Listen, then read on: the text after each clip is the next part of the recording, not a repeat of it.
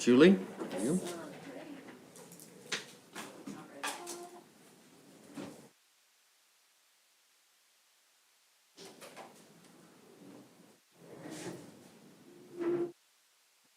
If you smell hot sauce, I've got it on my shirt and pants. I didn't mean to hurry you back eating.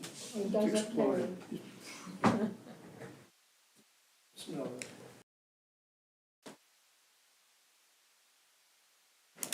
I'm staying at my work, so.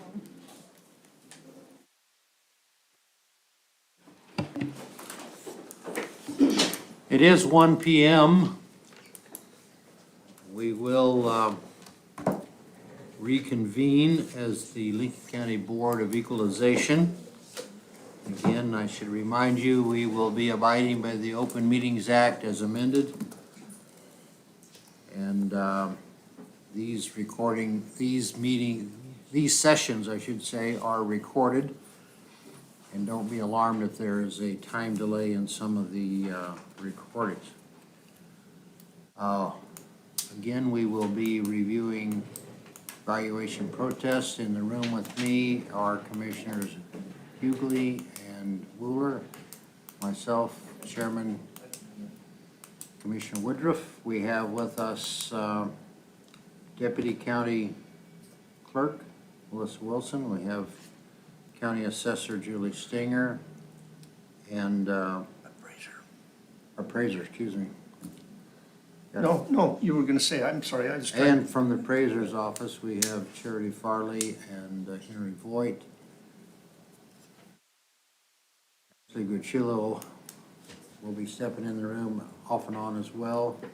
We also have, for a short while anyway, Board Assistant Tammy White. So the first appointment we have this afternoon is a Mr. Jeremy Van Sickle. Is that you, sir? Yes, sir. Would you please come up and we'll have you have that chair. Please sign in. Okay. We have a mic there so we can hear you well. What I will do is I will read into some information in this regard. I believe this protest has been already reviewed. Is that correct? So how do we proceed? We have to resend. Rescind? Okay. Is more evidence being presented? We will look into that once we get started, but I should probably read the protest information. Okay, this is protest number 176, Jeremy Van Sickle. I'm pronouncing it correct, is that right? Correct, yep. 422 Sandpiper Way. This is property ID 87365.00. This would be Lake Maloney Lot 76. Do I have that correct? Correct. And they are protesting the valuation of $479,458, requesting $429,700. And we have some information that is presented in a letter. And instead of me reading that, Mr. Van Sickle, I will, as I have done with all of the in-person protests, we will grant you 15 minutes to state the reasons why you are protesting that valuation. We'll have comments from the assessor's office and from this board. So, here's 103. I would welcome your comments, sir. Okay, thank you. I don't think it'll take that long. I just wanted to get my 2 cents in on the situation. I do agree, we do agree that the property value was undervalued as it was previously assessed. We think it should have been a higher assessment to be objectively fair. When I go to look at if I were to sell the property and its value, we would go through some traditional steps of looking at similar homes in the area, looking at the price per square foot on those properties relative to our property. And it seems to me that with the three properties that I've listed there, 609 South Maloney, which sold last year in April, 201 South Maloney, it sold in March of 2022, and 809 South Maloney, sold in August 2022.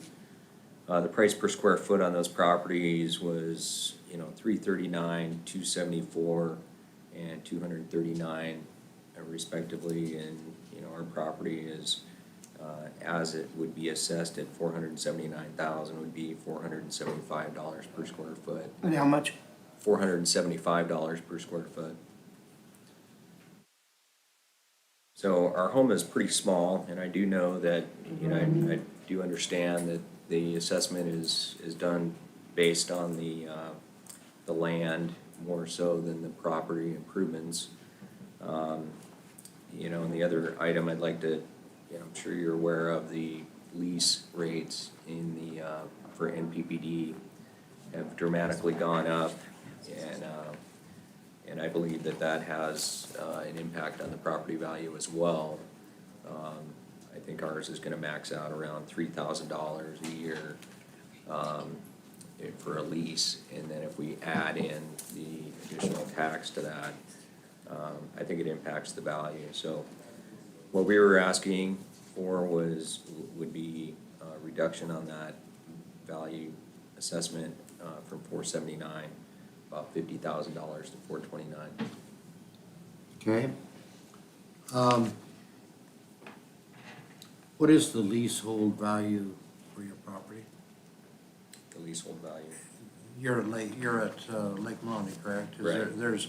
There's an amount that's calculated in, if I'm not mistaken, for the lease? I don't think it should, 290,000 out there. but I don't think it shows it on his card necessarily when he gets his tax stuff, does it, or does it? I don't know that it's broke out on I this. don't think it is, Jerry. Okay, I think I remember It went Charity from was saying 210,000. 290 though, yeah. yeah, It okay. was 210 last year, and it went up 80,000 on just the leasehold alone. Okay. Charity was going to get some information in regards to those three properties that you mentioned, sir. Okay. And once she gets back with that, maybe then I'll be able to ask some more pertinent questions or respond to some of the information that you presented. Julie, do you have anything that you wish to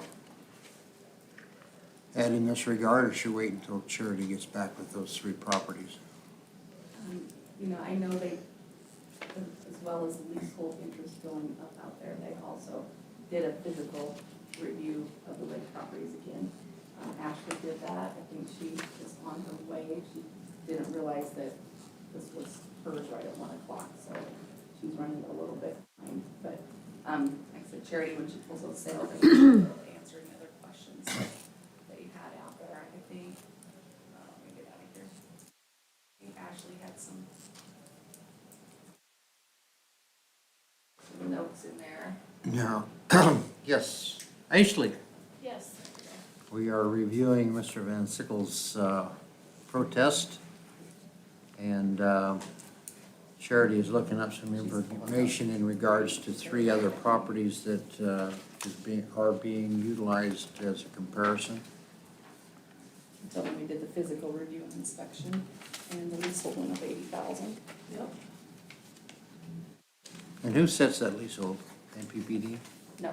No, we it do. is. Charity does based on the sales. Okay.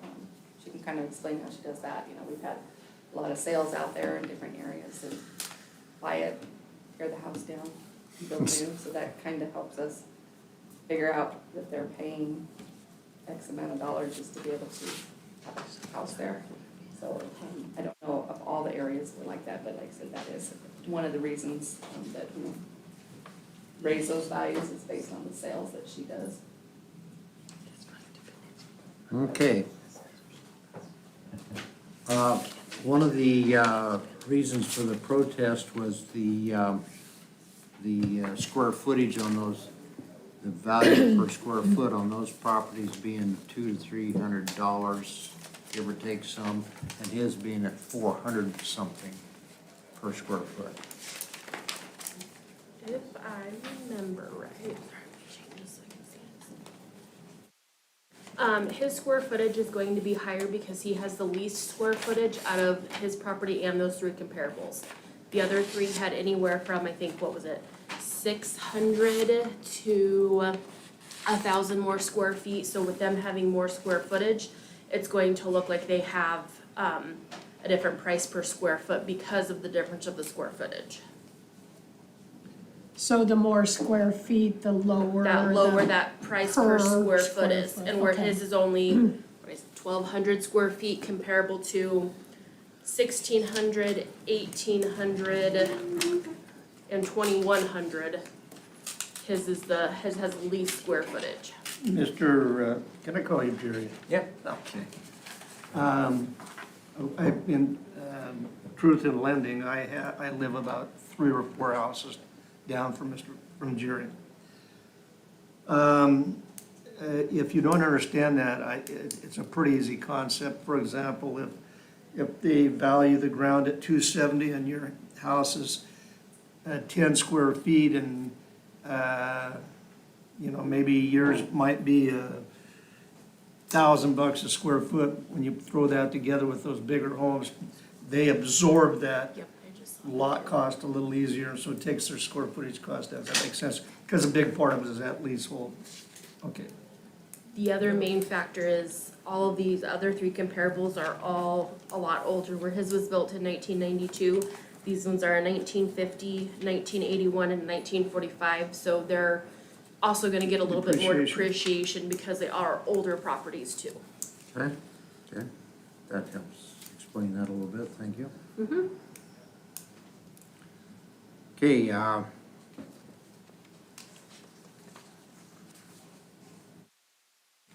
any other comments that you'd like to make? That's all I have to offer, so I understand,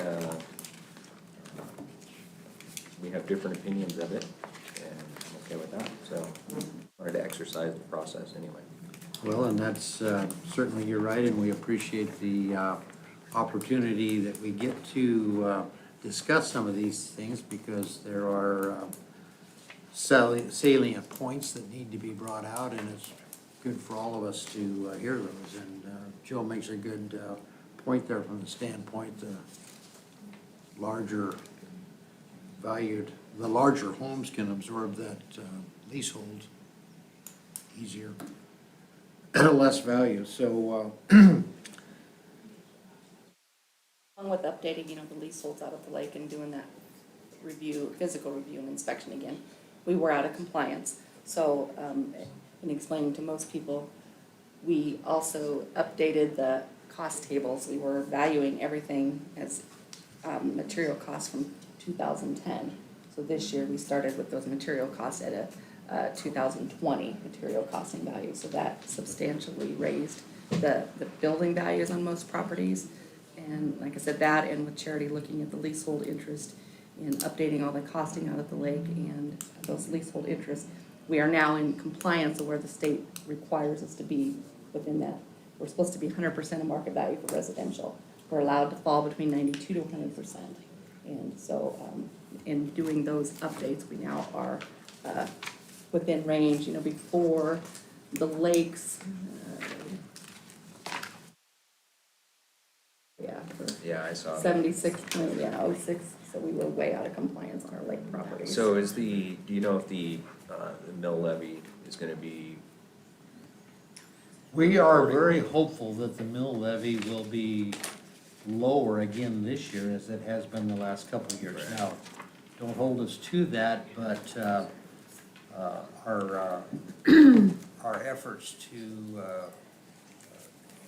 control the spending and some of the expenditures that we have, we're gonna make every effort to have that be the case, because it not only affects you, but it affects me, everybody else in the room. So that is certainly gonna be our goal.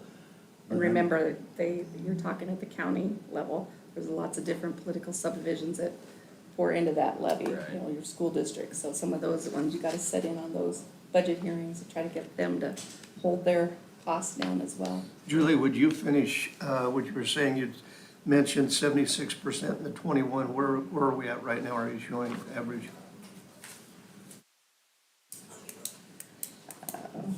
Did you have that?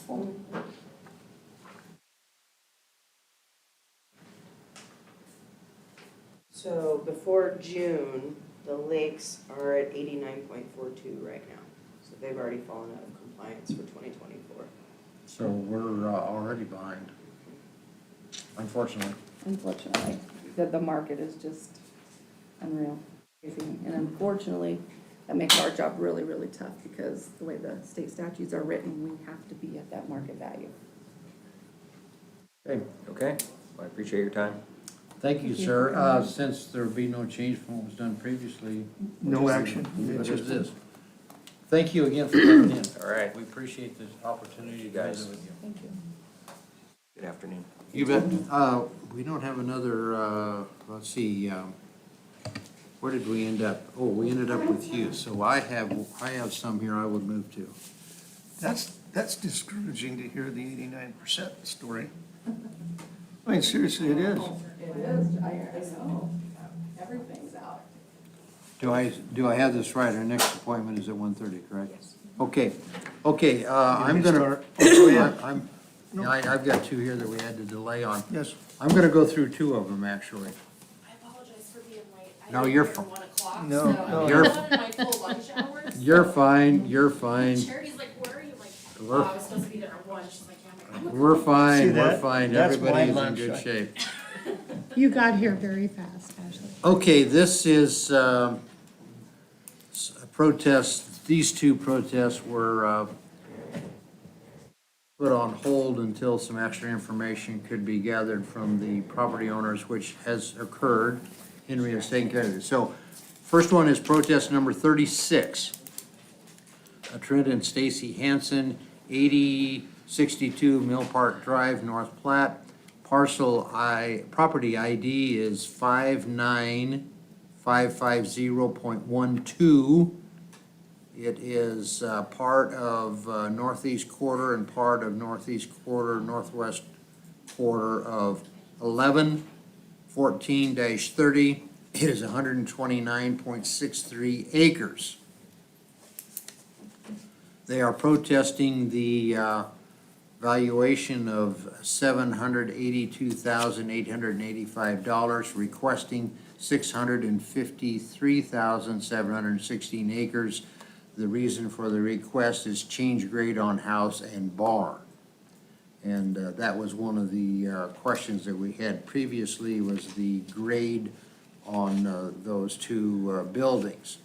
Henry did review this, and we did get extra photos that do show that there is indeed a reason for changing the grade or lowering the grade.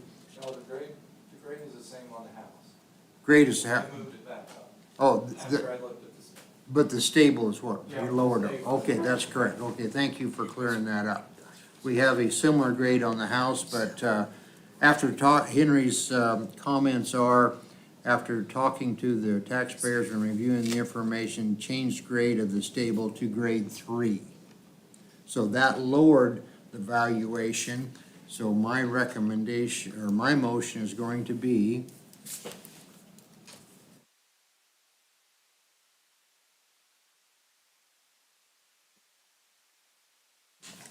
after testimony and evidence presented to the assessor, I move to lower the valuation of the assessor's recommendation number 7, which will be land at $130,181, buildings at $614,620, for a total of $744,801, number 7.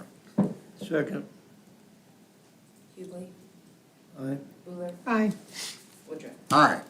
Okay, the companion protest with this one is protest number 38, again, a Trent and Stacy Hansen, 8062 Mill Park Drive, North Platte. Property ID is 2030. This is a grass lot, original town 871. They are protesting the land value of $11,584. They're requesting, 500, let me back up. They are protesting the land value of $11,543, requesting $8,997. Reason for this is combining two lots, and that's what Henry has done. He's priced the land as combined with a parcel 0002025. So what that does is it brings the land value down to the $8,997. So this would be, You've already acted on the one that goes with it. yeah, the one that goes with it. We did that several days ago. So,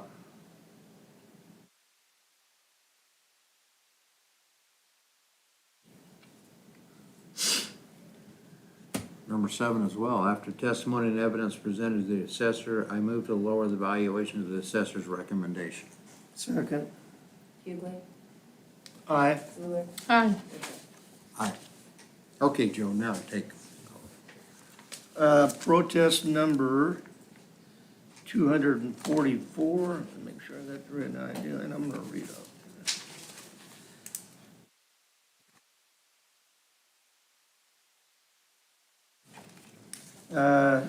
Turner and Bridget Dorr, property number 0080075. It's part of the southeast quarter of 1332, 11.01 acres. They're asking that the land and buildings be reduced from $300,870 to $259,593.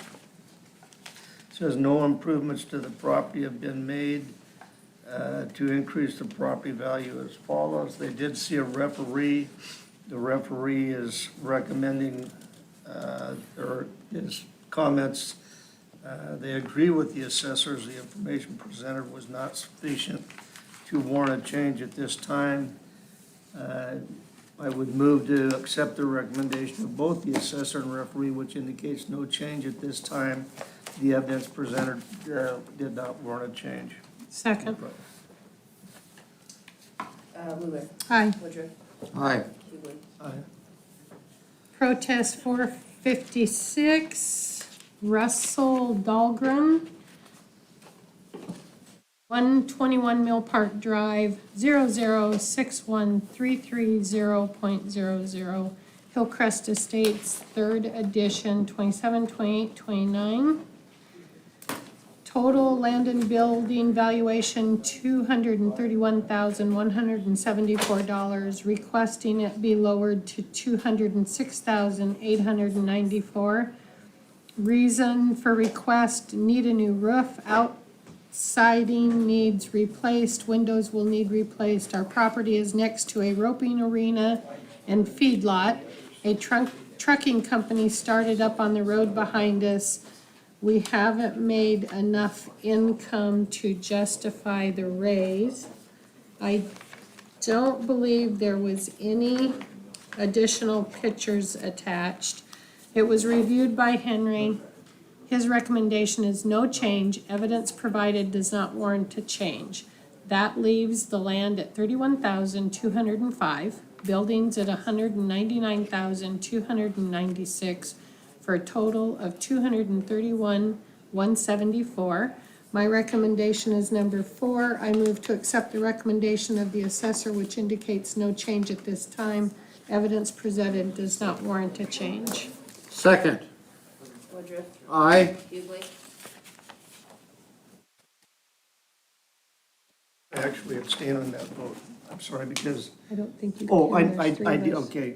Please read your numbers again for me, I'm sorry. No You problem. Just the number, I heard the conversation, but So, no change, land at $31,205, buildings at $199,969, for a total of $231,174. Number 4. got you, thank you. I will, aye. Woodruff, Ruler, Aye. my bad. You eyed it first. Great. Thank you for keeping us on line. Okay, we have, Mr. Fugate? Yes. Okay, we have, we're a few minutes ahead of your 1:30 appointment. Is that okay with you if we? That's fine with me. Okay, great. We have in front of us in-person protest. So, Mr. Fugate, if you'd like to come up, take the chair here, sign in for us. They'll turn on the microphone. Okay. What I will do is I will read the. Mr. Chairman, is this a previous one we've acted on? Yes, Okay. we have acted on this one, but, We Mr. might have Fugate? new evidence or something. Yes. Okay. What I will do is I will read into the record the protest number and the information, and then I will refer to you for some information. So this is Okay. protest 289. The name is Eli V. LEV. LEV LLC, excuse me, here in North Platte. The property ID is 88560. This is actually Lot 35 Mill Isle Boat Club, leasehold improvements. The protest is, the protested value is $230,371, requesting a valuation of $200,971. The reason being, he's provides an exhibit here, which, instead of me reading through that, what we have done in these, in-person protests, we've been allowing 15 minutes for you to present that Okay. information, sir, and then we will have a discussion with this board and the assessors. May I approach? Yes?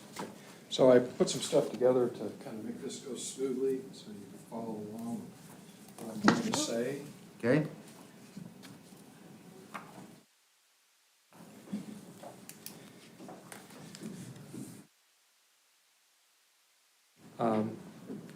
What you have there in front of you is a summary sheet of the information I'm going to talk about today. Behind that, you have an updated spreadsheet of all the two-story cabins at Mill Isle.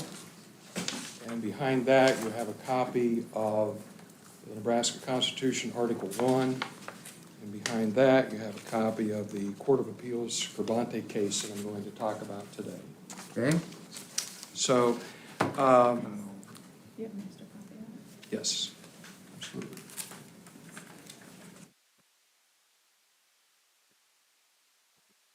So, Mill Isle Boat Club is a boat club out here at Lake Maloney, as you probably know.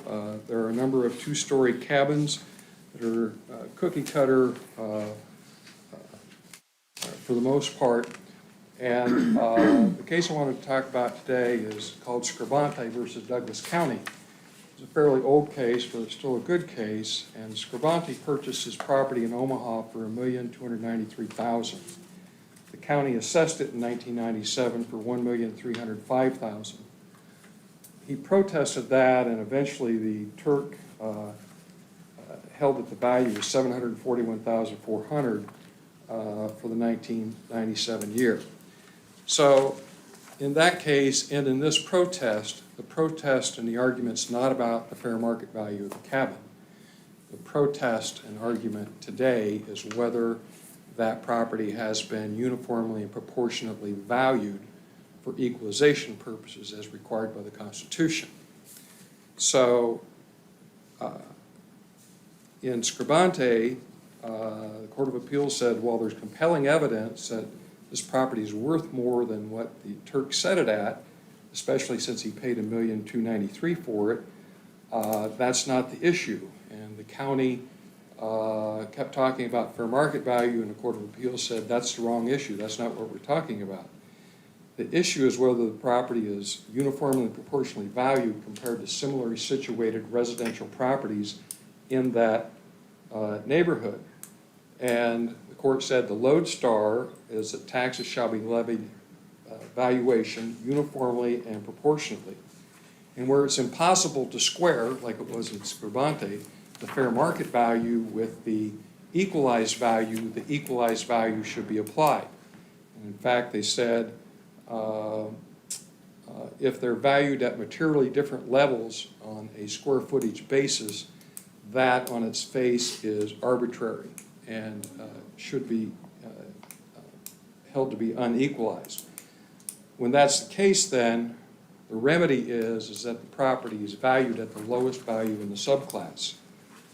So in what the spreadsheet tells us is that in Mill Isle, going from 2022 to 2023, two-story cabins, the percentage of increase ranged from 10% to a high of 30.74%.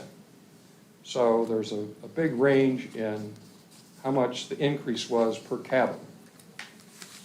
The other thing the spreadsheet tells us that the tax value per square foot proposed for 2023 ranged from $239.30 a square foot on the low end to a high of $343.53 per square foot on the high end.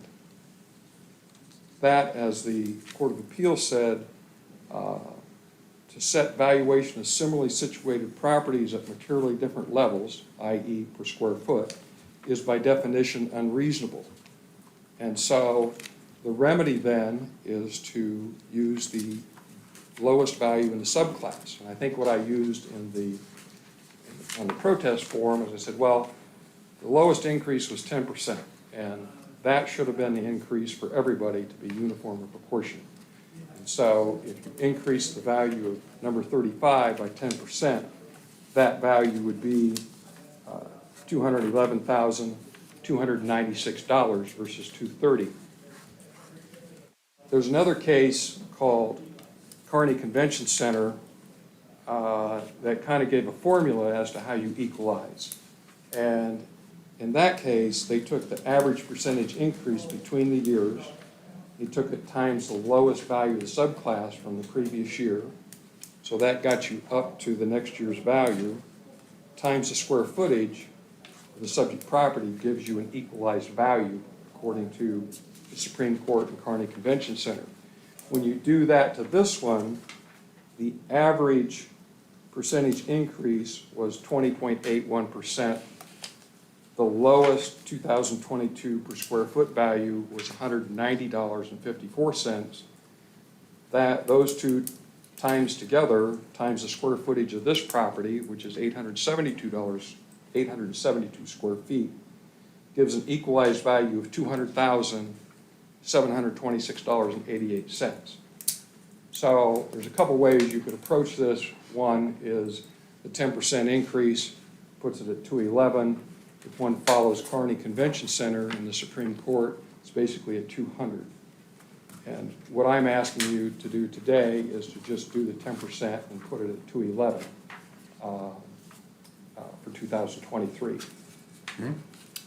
Mr. I'm sorry, I didn't mean to interrupt. Please continue with that. So I'd be happy to answer any questions or.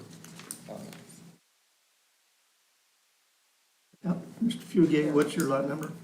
35. 35. Okay, 35. What do you know? It says Fugate. Oh, all right. Okay, so let's look. You are 800 and some square feet. Okay, and we see that, and did you just list the 2 stories? Or Yes. okay, on here are Yes. all 2 stories, okay. So they range in square footage from, 1,000 square feet to under 700, like 672, okay, so. Right. And if I'm not mistaken, I don't think Bonnie was on leasehold properties. I think that was on real property that they own, both the real property and the land, I believe, on that case. That's Scribante, that's correct. Okay. That's correct. And same way on Paul's case on the convention center, Kearney Convention Center V. I think he owned both the land and the building on that. Right. Okay. So, I don't know if it's gonna have any merit here, but a little bit, we have to, in my opinion, understand that we're probably talking a little bit apples and oranges, because I think that for the properties at, and I was right across the bay from you, Mill Isle, I had the little brown one there next to where the sheriff is at. Right. The properties aren't necessarily based merely on what that residence is, but it's also based on, as you well know, a leasehold interest. Right. Okay. And do we have some equalization on those leasehold interests within that property there, do you think, Julie? How are those? The Mill Isle lease Uh-huh. is all the same for everybody. And could you tell me what that is, please? Just had it in front of me here. 150,000. Yep. Okay, 150K.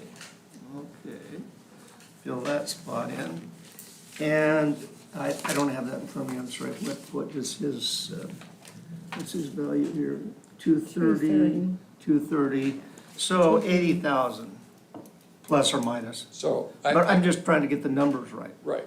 Okay. But I think that these properties are taxed just like Scribante was as a fee, because under the statute, the cabin owner gets taxed not only on the value of the improvement, but they also get taxed on the value of the lease. Correct. And correct me if I'm wrong, Henry, the way the value of the lease is determined is you guys are kind of backing into that. You're looking at what comparable sales were, then you're saying, we're gonna compute, if this is an 840 square foot cabin, what would it cost to build that cabin? Subtract that from the sales price, we're kind of backing in the value of the lease, Since it's so, all built up.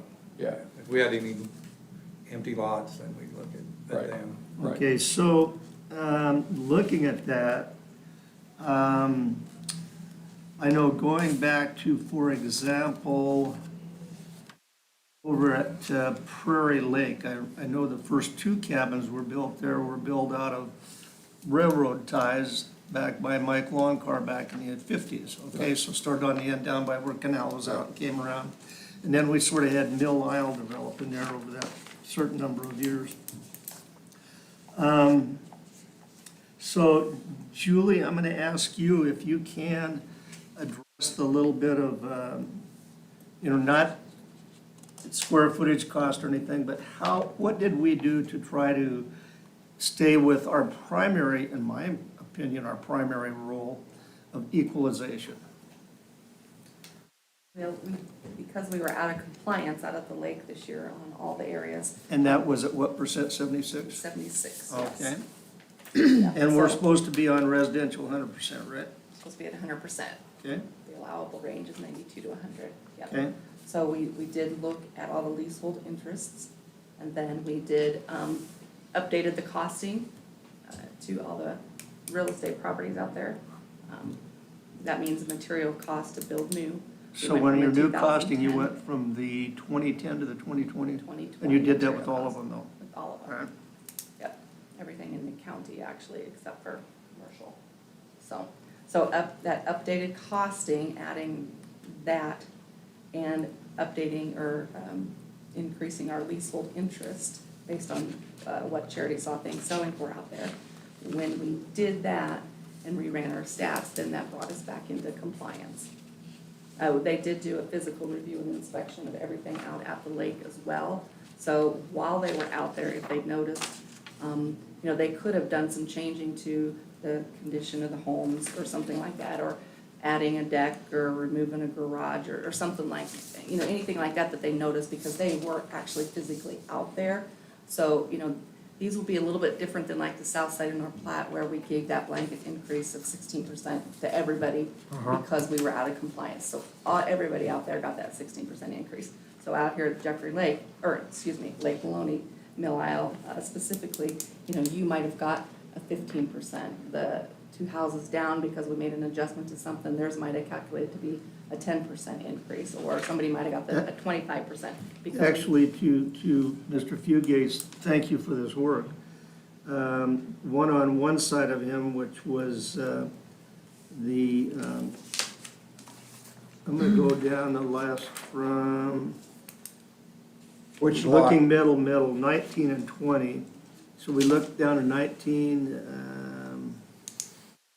was that 23? No, that was 18, 19. We got 28%, 23%, 18%, 24%, 21%, 12%, 21%, 22%, 13%. Mr. Fugate was 19%, neighbor to the other side was 20%, 21, 19, 18, 21, 22. So pretty much the same range of increase. Now, one thing that's gonna make a little bit of difference, although not very much, because all of these properties are within the ones that we looked at, other than, I gotta put a disclaimer on, number 20, the square footage was a little bit bigger, i.e. should be a little less percent increase, you know, if we use that logic, being able to absorb that leasehold into an X number of square feet. But otherwise, they seem to be relatively the same, and that's just that small little nook. I'm sure we have bigger discrepancies from, you know, across the road at, you know, it should be less because it's larger, that starting around the corner with Kramer's, but if you come across on the other side of the road and take out probably 1 through 4 or 5 before we get on the other side, then they all become pretty much in the same square footage, so. Question that I have, if I might, the percentage increase in values, those vary from 115-ish up to 1/3 or 29. Why is there a difference in those, in the column H? Could be condition. Well, not, Could that be? If we go from normal to very good, you know, there's gonna be, depending on where the property was to begin with. From a standpoint of siding or other issues that Exactly, need yeah. some, okay, that explains that, They okay. might have done rehab since last time we were out there. Right. Okay, Even the percentage may And then- reflect an increase because maybe they added a new shed or built a new garage or something. Which I don't know that in these areas, I guess they probably can't do that in middle aisle, so, but other instances that can be the situation. okay, I guess my question would be if we had a house, just say at 100,000, they came in and was gonna rehab it, and it went down 10%. Does that mean we have to lower everybody else's 10%?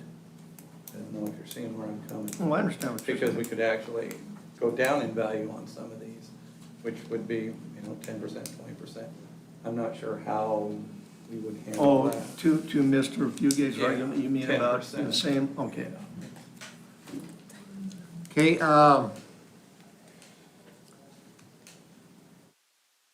I would just have a couple things to add. Okay, please do. In response to that, that's why the Supreme Court and Kearney Convention used the average. So you weren't picking and choosing that way, just 10%. They used the average in that calculation. And secondly, Mr. Hughley asked about what did the assessor's office do to equalize. What they said was, is when we went out and we reassessed, and to the state, we looked at that percentage. Those are both evaluation issues. Those aren't, what did you do to equalize it after you had the values that show up on the spreadsheet? And that's the problem, and that's the basis of the protest. Nothing was done, it appears to me, to try and equalize those values. Thank you. To equalize values, we valued them all at the same grade. We valued them based on their condition. We valued them as equally as we possibly could. You know, we don't have different grades on everything.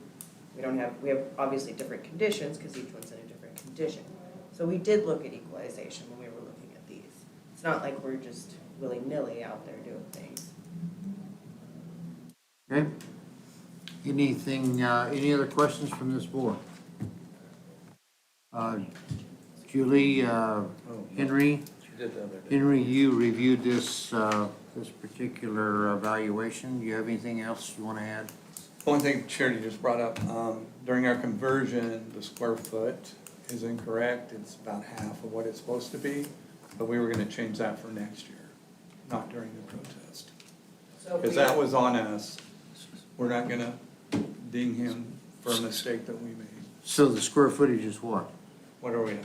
452 for a gross, How much? 452. And here it's 872? Yeah, I Yeah. corrected the spreadsheet to Right. give you the correct square footage on the spreadsheet. Right. I wasn't gonna try and do apples and oranges. Okay, sounds Oh, good. and is that because of you did a one-story? Somewhere in the conversion, it changed down, but that's basically what's showing, it's a one-story. And that's Is what in this happened, but it year's is a two. valuation. Yep, Okay. and he missed that, yeah. Okay. That's on us. Okay, any other comments you have, sir? Just that, after everything the assessor's done, we're still coming up with square footages that some of them are $100 a square foot apart, and that's unequal. Is that because some of them have more square footage, and so the more you go up in square footage, the less it's valued at? I think they're all relatively, if there's differences in square footage on the spreadsheet there, they're pretty insignificant differences in square footage to make Alan? up that value. I shouldn't call you Alan. Excuse me, Mr. Fugate. Yes, sir. I feel awkward saying that, but I'm not in court, but, you have a house in town? I do. Are you familiar with some of the newer homes out, some of the nice big stone homes out going in the far west part of town? I'm not. Oh, you ought to drive out there sometimes, some nice big, Right. nice big homes. My question was gonna be, they're valued at a little bit more per square foot than your house is. Do you Right. think we would be equalized if we raised yours up to what theirs is? Or you think we Well- should bring theirs down to yours because it's the lowest to Well, equalize? or my what? house was built in 1954 in town, okay? Those houses might have been built in the last 10 years. So there's an obvious large difference in condition. All these cabins are graded 4. Yeah, but condition is condition, it's not grade. Condition is a different thing. Grade's up here, condition is down here, so grade is equalization, okay? I would say that, and I ran the same analysis on the house in town. Sure. On the 2-story sales in town, and I don't have that right in front of me, but I looked at that, and after talking with Charity and Henry about that property, decided not to pursue that protest. Okay, Thank you. Yep. Grade is quality, and condition is how the property's taken care of. Right. Sometimes people mix that Right. up. I just know they have a 4, and then they have Yep, a above 4 is- average, a very good. 4 is a grade, very good is the Right. condition. I think all the cabins are 4, right? Should, it's supposed to be. Yeah. okay, All right, thank you. thank you very All right, much. thank you. Okay, with that in mind, I don't believe there, well, I know there will not be any change from what was done previously. No, because we previously had gone without legal counsel, I wouldn't do anything there. Okay, thank you, sir. Okay, Joe, do you have one ready to go? I should have, yes. Protest number 263, it's Deborah Witt, parcel number 004620.0. Vieira's replat of Rosas Edition, Block 5, lots 5, 6, and, no, that's not right.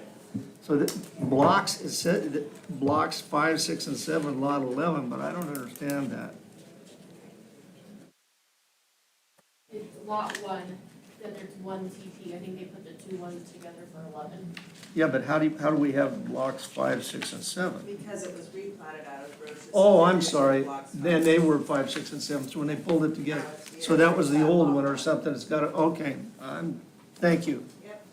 Okay, they're asking that the land be reduced from 19,700 to 8,090, buildings from 128,513 to 66,705, total land and buildings from 148,213 to 74,795. They did, I think, they did see a referee.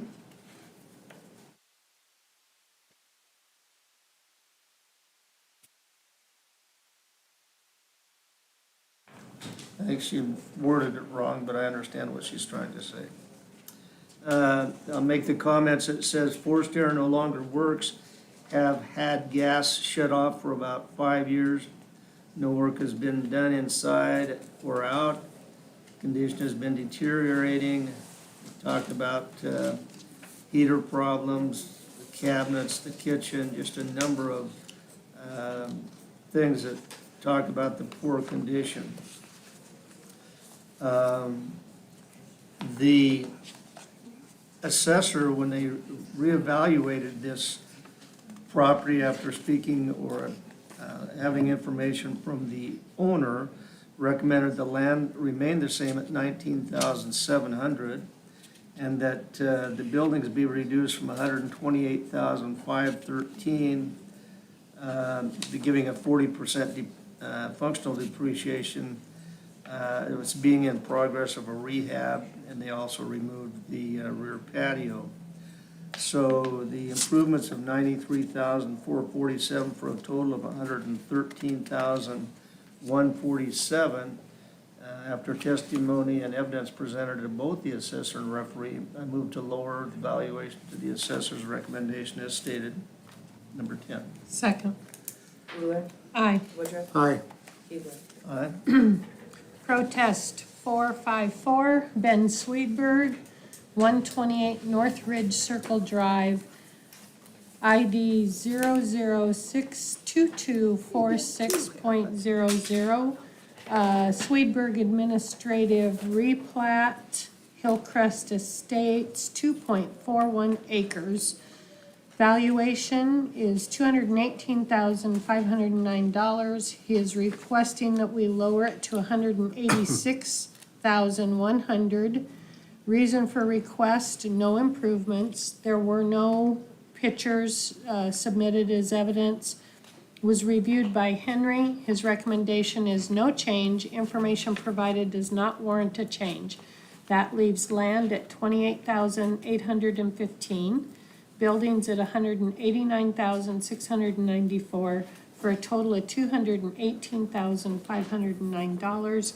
My recommendation is 4. I move to accept the recommendation of the assessor, which indicates no change at this time. Evidence presented does not warrant a change. Second. Woodruff. Aye. Hughley. Aye. Ruler. Aye. Okay, protest 491, Mr. Chairman. Judy. I'm sorry, we have a, did you know somebody came in? Do we have another appointment? Do we? Okay, we're a little ahead of the 2 o'clock appointment. Is that okay with you, sir? No, that's fine. Well, go ahead with your appointment. Are you sure? Yeah, Okay. I didn't see you come in. No, I'm that's sorry. okay. I didn't want to cut you off. Okay, please come in, sit down, please sign in there if you would, please. We have a microphone there in front of you so you can speak with us. We are a little ahead of schedule, but that's okay. Yeah. We have 2 protests here for this particular party.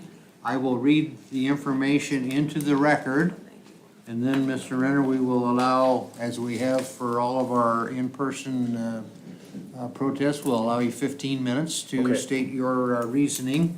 So first one here is protest number 191, Greg Renner for Keystone Inc.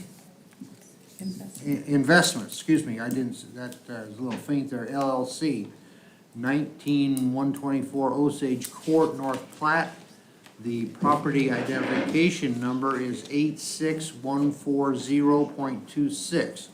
This is part of the south half of 33-12-30. It's 10.62 acres. The, Mr. Renner is protesting the $445,910 valuation, requesting $387,267. Reason for the request, materials were presented at the hearing. So, again, Mr. Renner, it looks like this did go to the referee. You did meet with the referee, correct? Yeah, they said to either come meet with Marcia or come here, and I chose to come here. Oh, so there was no, they did not go to the referee? Well, then? I didn't meet with Marcia, no. Okay, No. sounds good. And it looks like the county assessor's recommendation on this parcel is no change. So again, we will allow you 15 minutes to present us your information, sir. Okay, well, I wanted to give you these. And I don't know if they gave you this or not, so. Afternoon, Greg. I'm good. So anyway, out in this, it's a half section, there's. No. There's about, I don't know, there's 15, 16 parcels of tracts that it was subdivided. This was done 20 years ago-ish by a guy that built a house clear in the back corner. I can't think of his name off the top of my head, but he ended up being the one that was arrested for stealing farm equipment and hauling it to Colby, Kansas. So Roy Bowles. all of this ground went up for auction, not all, but what hadn't been sold, went up for auction in '08 or '09, I can't remember, to be honest with you.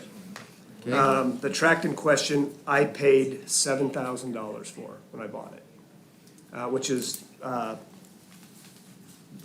the map, it says subject lot, lot number 10. Yeah. Even though that's probably not really the legal lot, that's just the lot that I have marked. Yeah, okay. So right off the bat, like I said, I bought that for $7,000, and just instantly, the county came back and reassessed it at well over 20. I think it was 24. And then dropped it down to like 14. The next year, it jumped up to 17, then up into the 20s. So I built the house on that property, and I'm not gonna say the house is a dump or, you know, I'm just not. I built it. It's a beautiful home. Thank you. But, you know, I planted every tree on the property. Anyway, long story short, built the property. The roads, there was an east-west road going in off the highway called Hedge Apple. There was a gentleman that I only know his name is Bobcat Jack, owned the house at 1053 Hedge Apple. When he bought that, he had just been awarded a multi-million-dollar railroad settlement. And anyway, in the time, within 1 year of me living there, he had lost the house to bankruptcy, lost everything, and kind of just went cuckoo, I guess. Got divorced, whole ball of wax. So I understand where the lots were valued high because he initially paid a ridiculous price for the land. He paid $25,000 for every 10-acre tract he bought. That whole house, I believe, when it was resold after his bankruptcy, was in the mid-200s on $100,000 worth of land, so 40 acres. But anyway, and that's right below mine. Mine on the spreadsheet is the very top one, 19124 Osage. And that 1053 Hedge Apple, for example, is now owned by a gentleman named Kevin Way. Great guy, wonderful neighbor. He has 40 acres, and his land is valued at $1,361 an acre. My land is valued at $3,800 an acre, And how many acres is yours, sir? 10 and a half. 10 and a half, and how many acres was his? Kevin Way's is 40, and there are tracts out in our subdivision that are valued at as low as $525 an acre, which that is a huge span. I mean, that's you know, 15% of what my land is valued at. And there's no difference other than the high land out where we live is blow sand. The low land is hard pan clay. I'm on high ground, and it's blow sand. For the last 2 years, we haven't been able to graze animals because we've been in a drought. I mean, it's been horrible. This year is great, I'm not gonna complain, but our land is not worth $4,000 an acre. And if you go to page number, the sheet that says sheet number 2, Yep, there are 3 10-acre tracts right across the highway from us. I can buy any one of those tracts for $15,000 a tract. Doug Brott owns those, and I've spoken with him about it. I have not bought them, but I can buy any of those for $15,000, or buy all of them for $45,000. The county or the assessor's office, and I'm not knocking, they're good people. I like them all. But you just can't randomly assign a value to a piece of land and up that value, and it's not consistent with every other land that's even abutting it. Trey Wasberger owns the land all around us. He owns 5 sections. Even though he didn't pay for it, I think Andy Olson bought it. Trey Wasberger's land is valued at $600 an acre. We are fence to fence. And the roads out where we're at, the county does not maintain. And in the last well, for the first 12 years I lived out there, I maintained the roads. I spent roughly $30,000 of my own money on aggregate, whether it was asphalt millings, crushed granite, or gravel.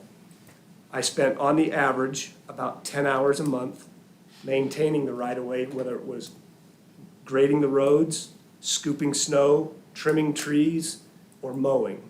In the 12 years that I did that, the other landowners out there contributed around $3,000. So I put roughly 1,000 hours of time on a tractor, something that, to me, the county should be doing.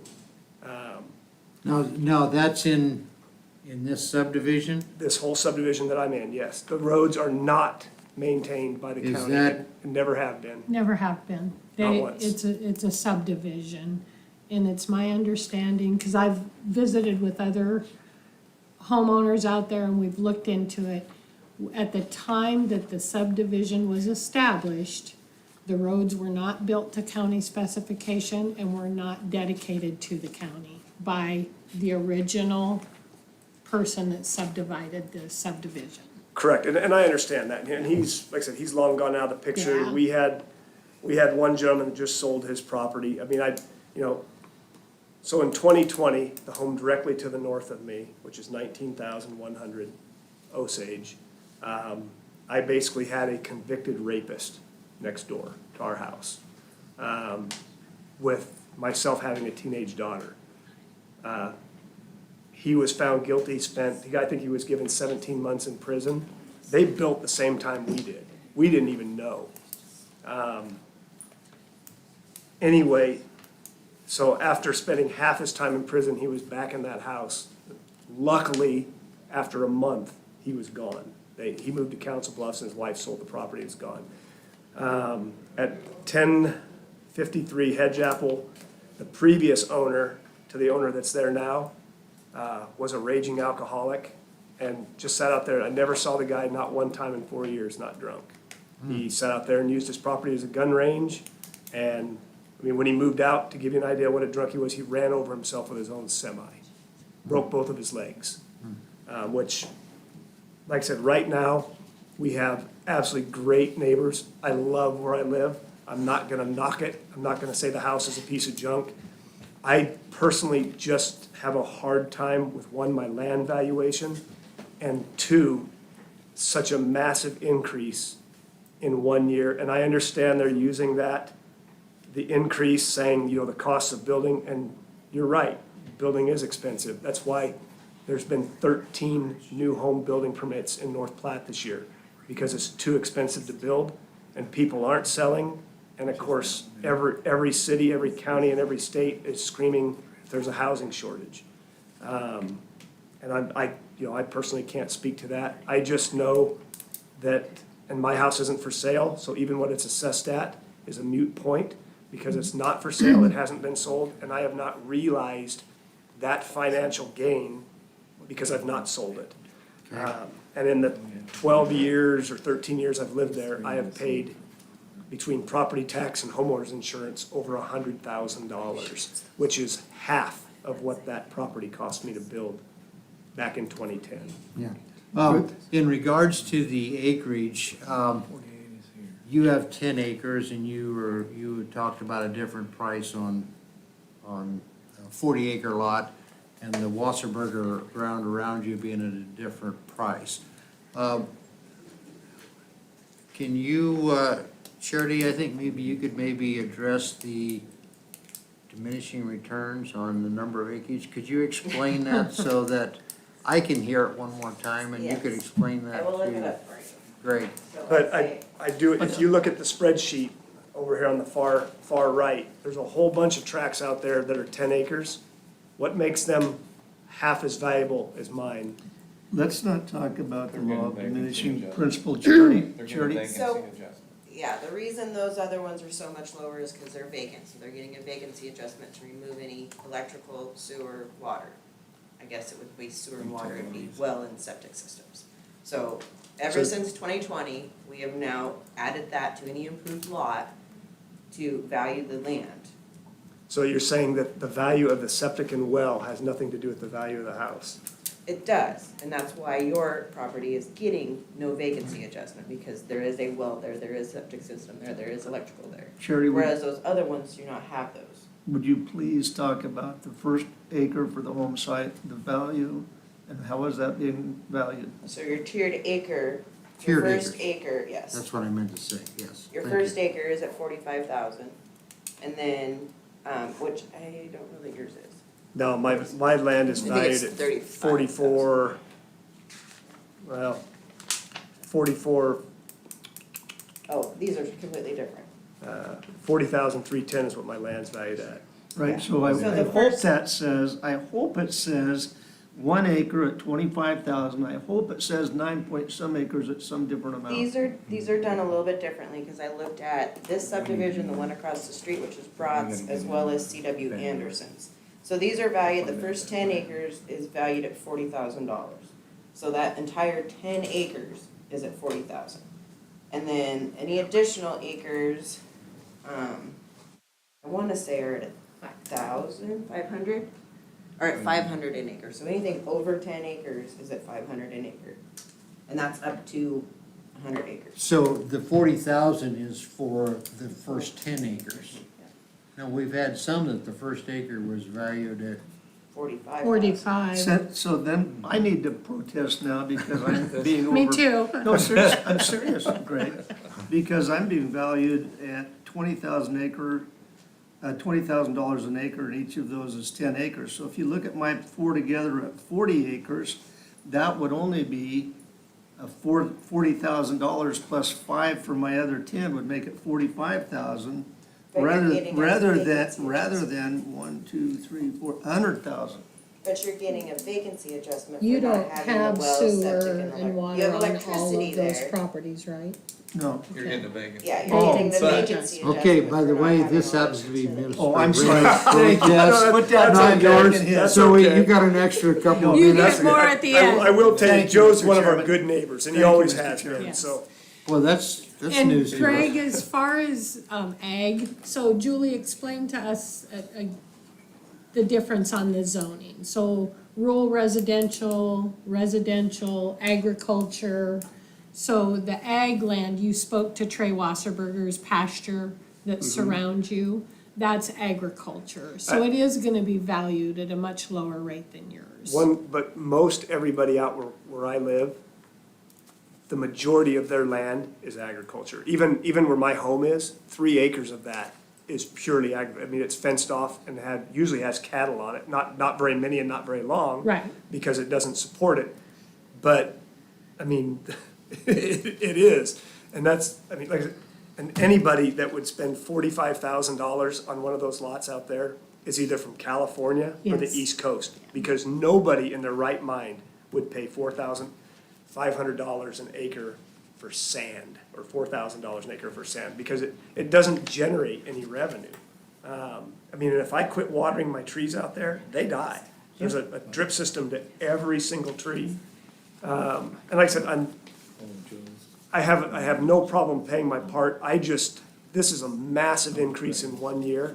And I'm not just getting it here, I'm getting it in South Dakota, I'm getting it on the east side of the state, and all over on the east side of the state. So many people are so mad, the senators are floating the idea, and I think this is why the valuations have increased so much all of a sudden, because they're actually floating the idea of taxing people's property at 70 to 80% of valuation.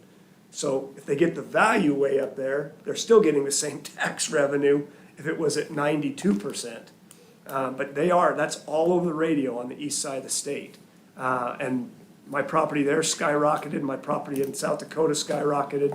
I work 12 to 16 hours a day, 6 to 7 days a week, every year, in ticks, mosquitoes, poison ivy, mud, rain, cold, hot. And it feels like I'm working more and more every year just to pay taxes.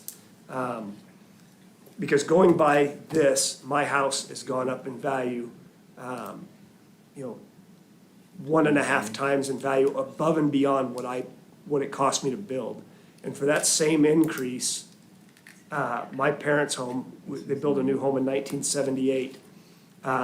Their home just went barely over double its value when they sold it in 2005. You know, so I just, it's hard, and it's not just me. I mean, a lot of people complain, they just don't come in and say anything, they just eat it. And I know that the county's budgets, I mean, a road grader's gone up in price, you know, labor's gone up in price, I understand. But to jump a property 20% in 1 year, that's a big jump, you know? So Greg, Greg? we want to explain something to you first. So we're not saying that somebody's gonna pay 45,000 for that lot unimproved. We're saying they would pay the 20,000 for it unimproved and then improve it, which would make that lot worth the 45,000 or 40,000. That's what we're trying to say. I understand, but the septic and well is part of the house. You pay for Sure. that when you build your house. I understand that, but that's what I'm trying to say is that we're not saying that that lot is worth 45,000 as unimproved. That's why those are valued at 20,000 that don't have those utilities. I understand, Once but those are added, then that is added to the land. in 13 years, I've replaced my well twice out there. And most people, Nevertheless, I'm just explaining that's how we valued it, okay? And then Henry had something to say. Yeah, Julie just brought up a sale of, it was May of 2023. We've got 335,852. and which house And it was just that? sold, Smiths. Curtis Smith? He sold his house. and it and just sold for 3 vacant lots. 505,000. Yeah, and. How much? and it- 505. Yeah, And we and, have 335,852 on it. and again, that gentleman called me and he asked me if I would sell my property. He's a young kid who obviously has got a good banker and not as much common sense because he thinks he's gonna run 30 head of cattle on that ground year round.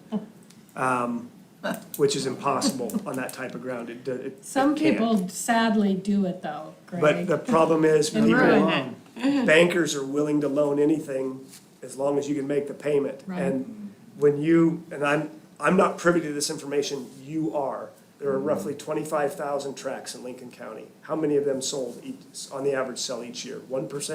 0.5%? Well, if you're looking at Bratz across the way, there was 1, 2, 3, 4 of them just in the last 2 years. Well, but no, I'm just saying, and- there, that's what we have to go by is those and you sales. do realize a lot of those are family members. that It bought doesn't land. look like it. Well, they are, because I know Doug. But so if would we know have that, one, number if there are Number 2. 1,250 tract or real estate sales in Lincoln County in a year, and there's 25,000 tracts, that's roughly 5%. So you're basing the values of the other 95% on the sale of the minority group, is what I'm That's the way the getting at. Nebraska That's laws are fair. written right now. so That we don't have it's any other state choice. statute. That's, the assessor's Unfortunately. office follows state statute And when I, they assess property. We're The- fortunate enough in our county to have that number of sales. These smaller counties don't, so it's really a struggle for them to set values. 1,344 sales in a 2-year period. so you're having, Rural residential accounts for 118 of those. The rest are, most of them are in the south side of North Platte, obviously. you know, my neighbors to the north, they moved here from Arizona. After they bought their place, they asked me a couple questions. One was, is it always this cold here? And I told them, not normally, but it was this year with snow. But realtors are also being fairly deceptional on some property. I mean, if you look at that sale, and they paid too much for their house, anybody in their right mind knows it, it's a double wide modular. But, and it was completely destroyed as in maintenance wise, but they were, Gateway Realty advertised that property as a foundation and a concrete pad for a 1-car garage already in place for it. Well, they got there, they bought it sight unseen, and it's a 10 by 10 concrete pad for a chicken coop. You know, I mean, there's, Unfortunately, that's not something we can even do anything about. I know, but that's what I'm getting at is, like I said, some people buy stuff sight unseen. Zillow's great for the real estate market. Yeah. Because they take advantage of anybody with the money, you know, I mean, It is a very unfortunate situation. We don't even understand why the market is the way it is, especially with interest rates the way they are, but the way state statute is written, we have to use sales to value the unsold properties, and that's what we're struggling with. Okay, trust me, the taxpayers are struggling with it too. I'm one too, Yeah. Greg, just like you, Yeah. we all are, and so we all are dealing with this, it's not just you. okay, I gave you the 2 minutes that Joe No, that's stole from you, and a few more, but that's quite all right, because we want to get this aired out. Any other questions from this board? I'm not saying anymore, I got That's good. Greg, I am gonna say, I know your whole family. You are some of the hardest working people I think I've ever met. I feel your pain, because we're in the same boat. Insurance, Oh, it's nuts. we're getting to the point where we're thinking about going self-insured. So we get it. We're taxpayers too. My property value went up also. I hope our explanation helps, you understand the difference between a 10-acre Well, valuation and a 40-acre and a 600-acre. The more land you have, it looks like it's cheaper per acre. No, I understand, but Okay. if you roll back to when I bought it, and all of a sudden the valuation triples from what everybody just paid, and you Yeah. protest it, and it does come back, and you always know there's a catch, they're gonna come back and get you the next year, every time, it always works that way. And trust me, they're good people, I'm not knocking them. They do a I know they're great job. probably some of the most argued with people in the whole county. But, They're always spirited too, aren't they? yes, they Yes. are. Okay, well, we do appreciate you coming in and us having this discussion, but we do need to probably move on. No, that's And I fine. do appreciate you coming in and visiting with us. So, on protest 191, my motion is I move to accept the recommendation of the assessor, which indicates no change at this time. Number 4.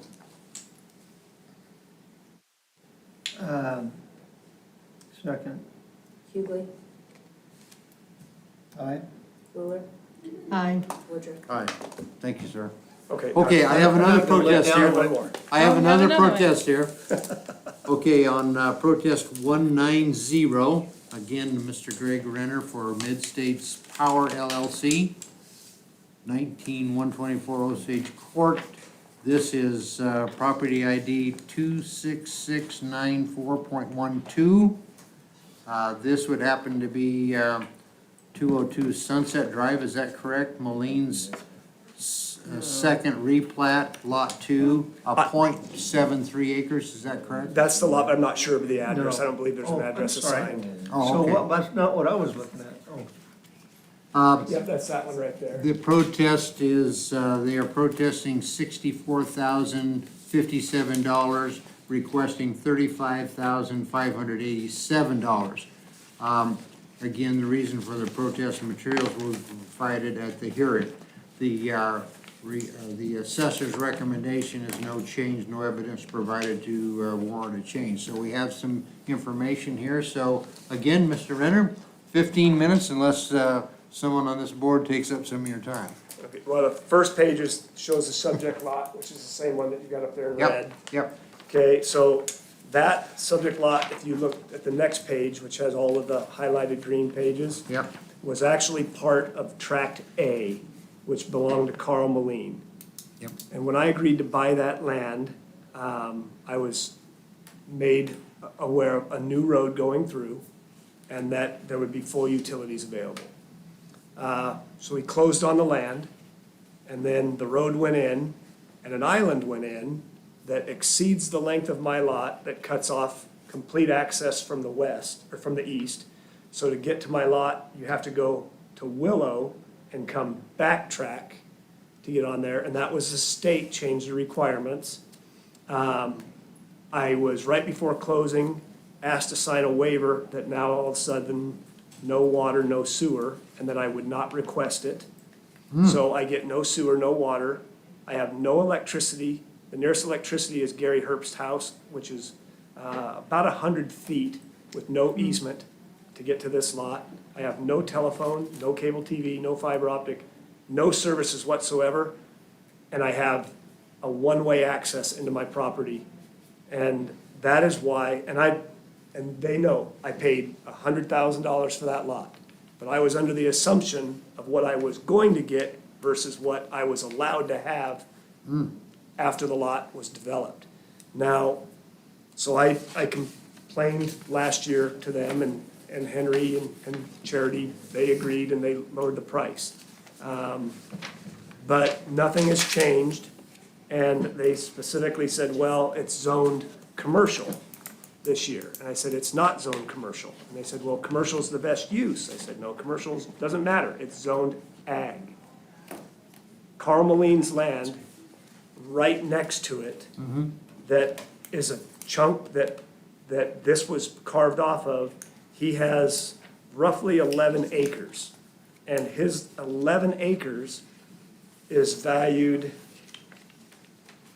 let's see, he's got 11.11 acres valued at $3,664 an acre. He has sewer, water, phone, cable, power, gas, and Highway 83 access, the new road access, and Willow Street access.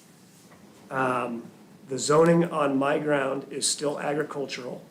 I just verified that at the city, which this is the map they printed up. The green is ag. This is where Farm Credit Services just bought to relocate their building. So that is one of my complaints as a comp, because mine's being valued at, I don't know, $88,000 an acre, when the same property that this is carved off of is valued at 1/20th of what mine is. And then as a good comp, and I used this last year, and take into account, when I get on the GIS system, that I can get all these values and acres and everything, that's all updated already. So I'm using the already increased values for this year. I'm not using the previous values as a comp. I'm using my old value and my new value against everybody else's already increased valuations. So right next door to Tractor Supply is a lot that's very comparable to mine. And it's lot number C, as in cat. Yeah, got it? That lot is 0.79 acres. The land is assessed at $13,468. It's sitting right next to Tractor Supply and has a road on two sides, has sewer, water, phone, cable, power, gas. The house that's on that land is valued at $110,000, but the land is only valued at $13,400. That is essentially the same as mine, but they have better access and an additional road. Then if, for another comp, which would be lot number B, which is a brick house right next door to Jerry Remus Chevrolet. 20 years ago, I had that piece of property, I had a purchase agreement on that property for $300,000 through Coldwell Banker. The guy that owned that property, as a little guy, little skinny guy, I don't know his name anymore, it was a long time ago. Mexican guy, What? little Hispanic? Mexican guy. Yeah, the Hispanic guy. The guy that sold me hay that he already sold. It sounds like, but he was ruled mentally incompetent. And so his sister in, I think, Arizona is the one that did the deal, because he was gonna go into long-term care at that time. When we got to closing, he had to sign, and he was under the assumption he was getting $300,000 per acre. So we politely backed out, and, he didn't want to sell it, and I don't have a problem with that. I didn't want to, we weren't gonna push it. But that land 20 years later is valued at $201,000. There is zero valuation for the home.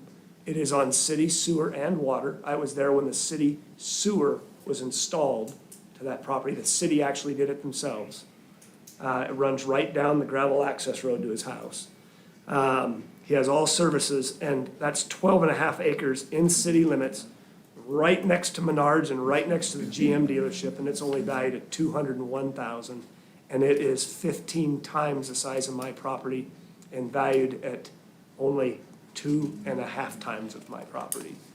So that is comparables right in the same business zone. I do not know what lot number B, I don't know how that's zoned, if it's ag or not. I did not check that. But yours is zoned, Agricultural. okay? And it's, first of all, it's very irregular, so any building you're gonna put on there, you're gonna be stuck with some pretty oddball dimensions or way to fit it. And even, Judy Clark at the city will tell you that. I bought that land because I want to put a pole barn on it for my oldest son to put his vehicles in, that he. like- Restores. Yes, yes, because they're all out at my house taking up my space. I see, I see, okay. So- Charity, I think she went to go pull a card for that. okay. And I guess the last example I would give you on that, there's a recent property that Pat Keenan bought. And it went to auction. It's right next to Dunkin' Donuts in the Hampton. He owns Dunkin' Donuts, he owns the Hampton, he owns the Applebee's building, he owns the Gateway building. I'm gonna guess the Applebee's building probably rents for $40,000 a month. Pat Keenan leases the Gateway building to Sherryborn and then releases back the building, the Cadoba site, from Sherryborn. They're all revenue-generating properties, and that property that Keenan bought is 35 acres. He paid over $300,000 for it, and it's only valued at $114,900. And it's already been TIF'd. He's knocked the house down, or it's been qualified for TIF or whatever. Knocked the house down that got him that qualification, and he's got essentially a 5-lane road dead ending into that property with all services there. I know because I put them in. And I mean, I can pull a lot of, there's not a lot of commercial land sales. A lot of them seem to be, somebody that owns the land is involved in a corporation that ends up building a building on it, and it's sold to that, but they're a part owner of the land anyway to begin with, and they're a part owner of the business going on it. I mean, I can spend $100,000 on a lot right there, next to the DNet Event Center on paving, brand new sewer, brand new water, and they're 1 acre, and they're $100,000, and have all services.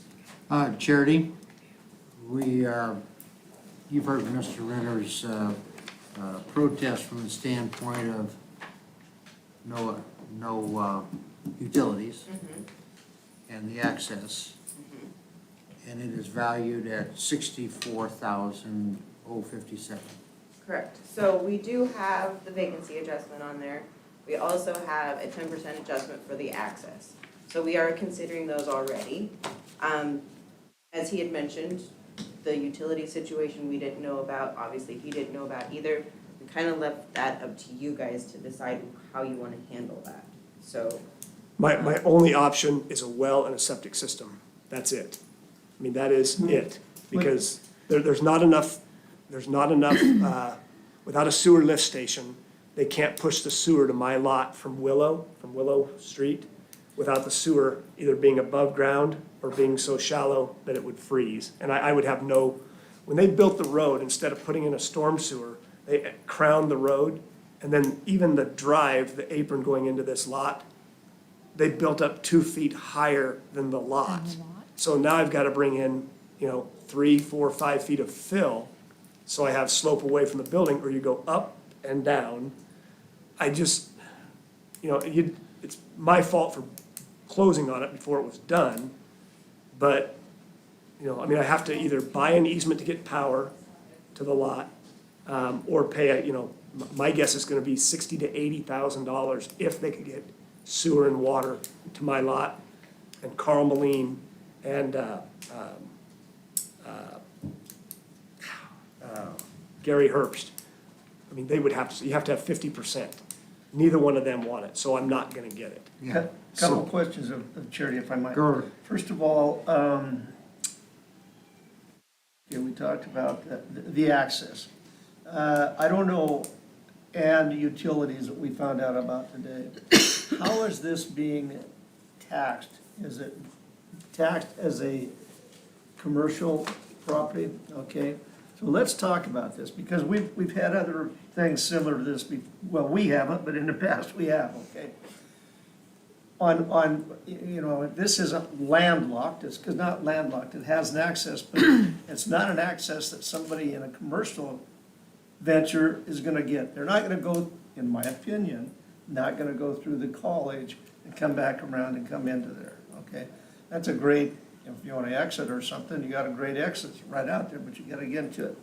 That, to me, really, I would really question, you know, I understand highest and best use, I get that. But I'm not sure we can call that highest and best use for that piece of property right now.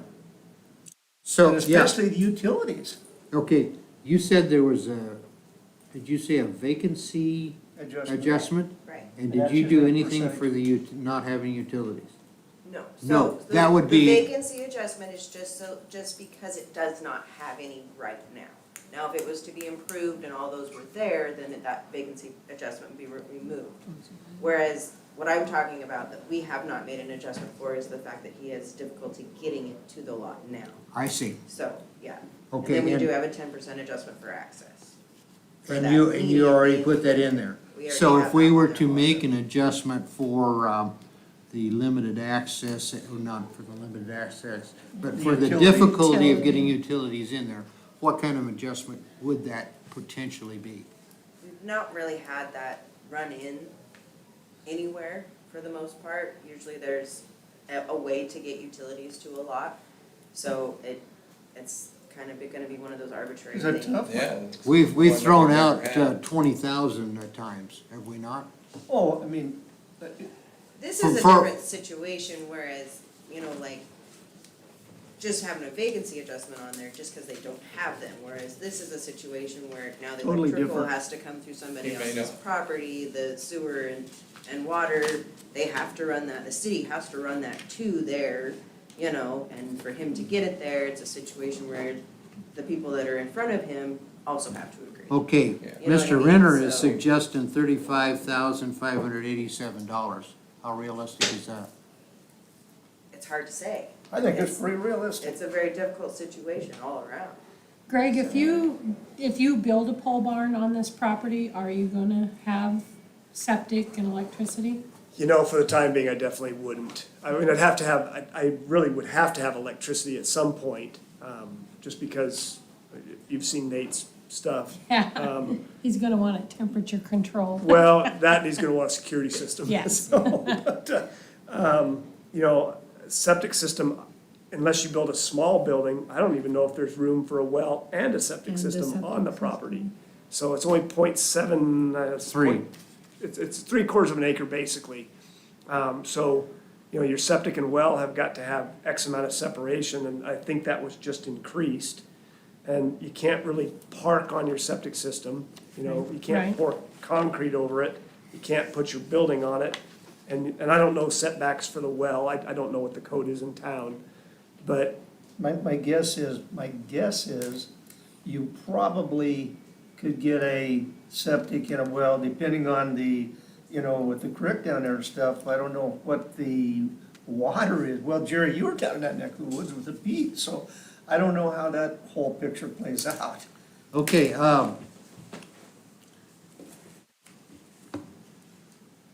you folks be comfortable if we went with Mr. Renner's request? $35,587? Board, what do you think? I'm trying to think of rather than me just saying an amount, I understand that's an amount he's requested. I think Which- you wanna put an adjustment on it We could get. versus just a flat value. Percentage adjustment maybe. Well, would be I will tell you easier. that price that I put on there was the price we agreed to last year when they increased the valuation, when I bought the land. So that's why I used that as a number. That was gonna be my question, is where you came up with that number. I'm good with that, if that's the case, if that's where it was at. Julie, talk to me and tell me what you think. Depends. I'm letting her look to see what we did last year.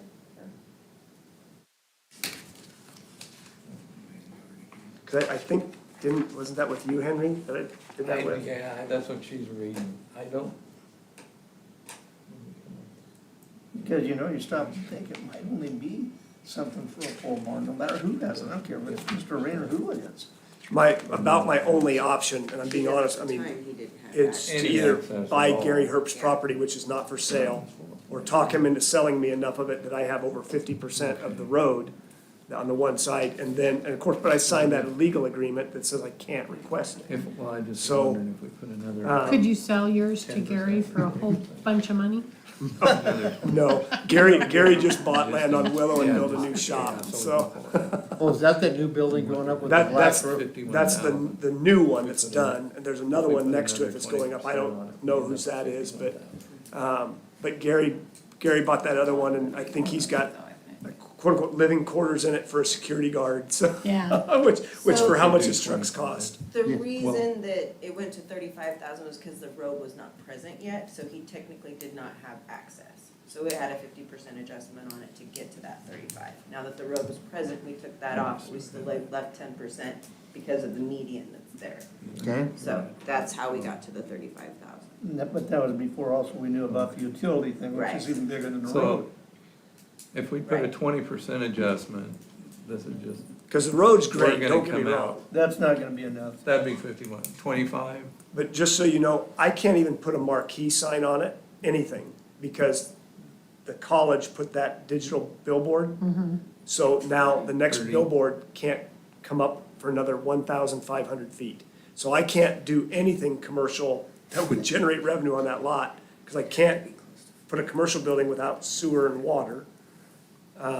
You know, I mean, I think that's a requirement, you have to have a bathroom in a commercial building. Yes. So, Henry, tell me where you were At going. 40%, putting a 40% adjustment on it, we're at what, 38,435?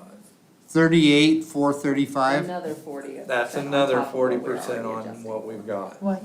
and that takes it to 38,435. Yep, You comfortable with that? You think that's realistic? I mean, it really is Probably out for of there. now. It's It- just it such a really is unique just our thinking situation right that it's now. hard to know what it would sell for if he tried to sell it. Okay, here we go. and it's not for sale, just so. No, Right. I know, We I'm know not that. saying that, but But we have to who look knows at it who would and want like- to buy that with Yeah. all the issues that it has. Okay, here we go, folks. We'll make a motion, we'll see how it goes, right? we wanted in type.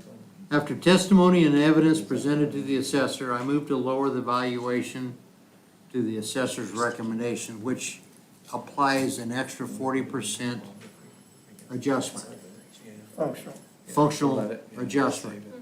So my motion is that the land will be valued at $38,435. 434. That's the right number. 434. 38,434. 34. We'll give you, I'll we'll second. Another, take uh, one Give more you another dollar dollar. back. I'll second the motion. Can't say I ever never helped you. Save you a buck, I'll get you a package of bubble gum. There you later today. You need it instead of gritting your teeth at We these got a meetings. motion and a second. Hewlett, Aye. Ruler, Aye. Woodruff.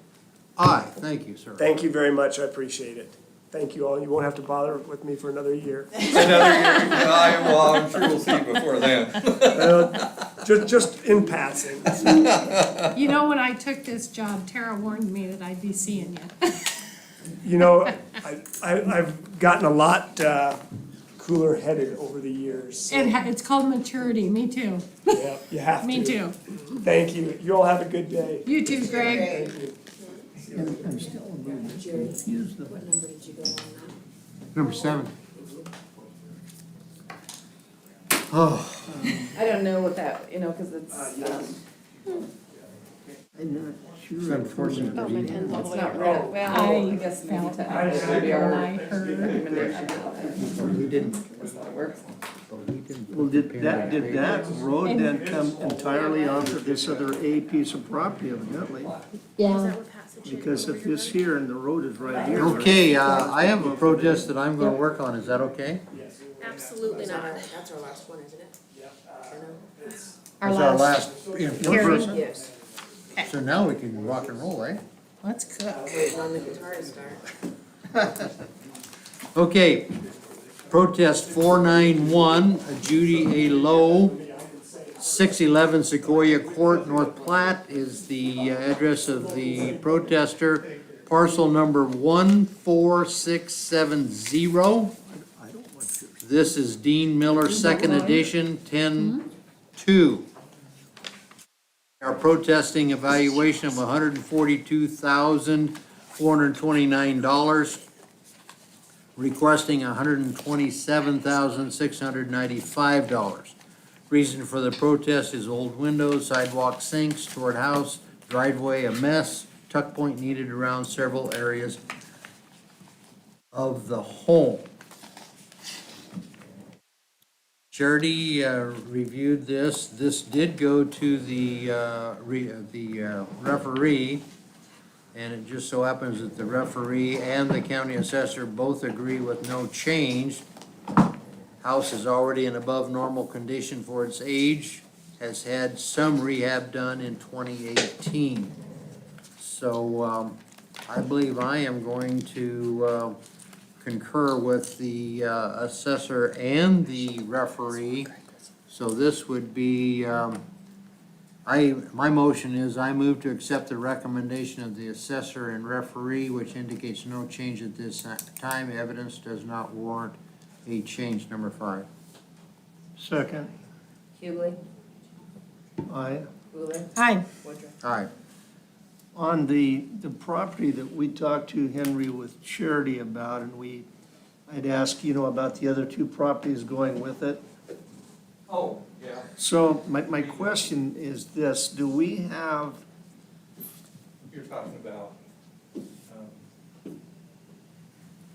you remember? Yeah, Herrick's. We didn't combine it. no. No, but let me ask you a question, because if we combined it, it would end up making it more for him overall. For right now. Oh, now, overall, if we put them both together, he'd save $3,000. But he didn't file the protest on the other one, so if we combine them together, now that piece is gonna be $48,000 and be more. Because it's he a didn't larger file a parcel. protest on it. Right, exactly. And so that's why, That's why I and I was understand. gonna let you guys deal with it after You know, that. this- Because I didn't think he'd want us to raise it $20,000. I agree. so, okay. Are we ready for another one, guys? Hold on just a minute. Oh, I apologize. We may have to make an adjustment. Sorry. Here. There's some numbers not quite right.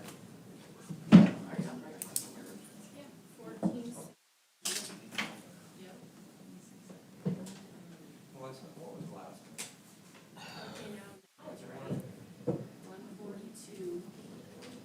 But the building was like 454. Oh, that, you mean renters? No, The one just. The one, No, you gotta look here. Oh, one that we're working on, 491. the last one that Jerry just read, I was looking at that 492. Oh, no, he hasn't done that yet. Never mind. I think Oh, that he's still figure. working on it? Yeah. Yes, it is. 14670. This one should be. Oh, you wanted that number. Yeah. Sweet Yeah. Jesus, I'm sorry. He has it up there. I think you need to read those. There's numbers, there's names, they all look the Word same. something in that, have a shot. Okay, Thank there. you. Yep. I'm sorry, I was looking at the. Okay, All day. we have to go back and re-enter some numbers that Oh, no. I had incorrect. So this is on protest 491. My motion will still be the same, number 5, but I need to read in the correct numbers. Okay. The valuation will be land at $13,050, improvements at $129,379 for a total of $142,429. For 5, correct? Yes, I'll second, what property is it? this Judy was knows. Judy Lowe's. There was just an Oh, outbuilding thank you very much. All for right. $200 to $300 Sure, that wasn't gotcha. included. Okay, Hughley, all right. Wheeler, Aye. Woodruff. Aye. Okay, that's up to me, right? Yep. Protest number 251, Josh Sabata. He had a referee appointment he did not show up to. He says no change has been made to the property. Oh, just a minute, warrant change in this crease. At 251, Josh Shabata, PI number 0054691.38. It's Indian Hills Second Subdivision. Block 8, Lot 3, I believe, .81 acres. F would make the motion that, to accept the recommendation of the assessor, which indicates no change at this time, as the evidence presented did not warrant a change. Second. Report.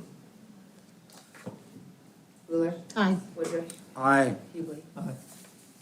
Protest 309, Philip Silos, 4021 West Phillip Avenue, property ID 002357.00, Lakeview Estates 5th subdivision, lot number 1. Protested valuation, $259,156. Requested valuation, $200,000 even. Reason for protest, condition issues, no upgrades. He did submit many pictures. It was reviewed by Ashley. She changed the condition to normal. There have not been any updates done since it was built. It did go before the referee, and the referee agreed with the assessor's recommendation. That lowers the valuation. Land stays the same at $22,458. Improvements to $220,413 for a total of $242,871. My recommendation is number 10. After testimony and evidence presented to the assessor and referee, I move to lower the valuation to the assessor's recommendation. Second. That parcel number is wrong, by the way. Okay, It should be 23571.00. 1.00. Should I correct that in your red pen? Sorry, didn't mean to interrupt you. 0023557.100. Wheeler. Aye. Okay, protest 492, Judy A. Lowe, 611 Sequoia Court, North Platte. This is on property at 2015 Anna Avenue. The parcel is 43235.00. Thomas Edition 661 TP. They are protesting the valuation of $109,086, requesting $97,802. Roof shingles are defective, leaks bad into the house, bricks an issue, needs removed gas grill. There's a tree that's an issue and needs some repair to a sidewalk. This did go to the referee and county assessor office. Charity reviewed this, and both of them agreed that the evaluation is justified being lower. The assessor's recommendation changed the condition to normal on the house and the attached garage, moved the back addition, and deducted for not having central air conditioning. So my motion is going to be number 10. After testimony and evidence presented to the assessor and referee, I move to lower the valuation to the assessor's recommendation, number 10, which will be land at $13,804, improvements at $84,120, for a total of $97,924, number 10. Second. Hubig. Aye. Wheeler. Aye. Woodruff. Protest number 292, Eddie D. S-C-H-L-A-C-K, Schlack? I think it's Schrack. Schrack, okay. Well, that's probably an R, okay, thank you. PI number 003856.0. Lot 38, Block 3 of Southfield Second Edition, North Platte, Lincoln County, Nebraska. They're asking that the land and improvements be reduced from $125,193 to $112,242. Has some settling issues and a number of pictures to indicate some change. They had canceled the meeting with the referee. It would be my motion number 7 that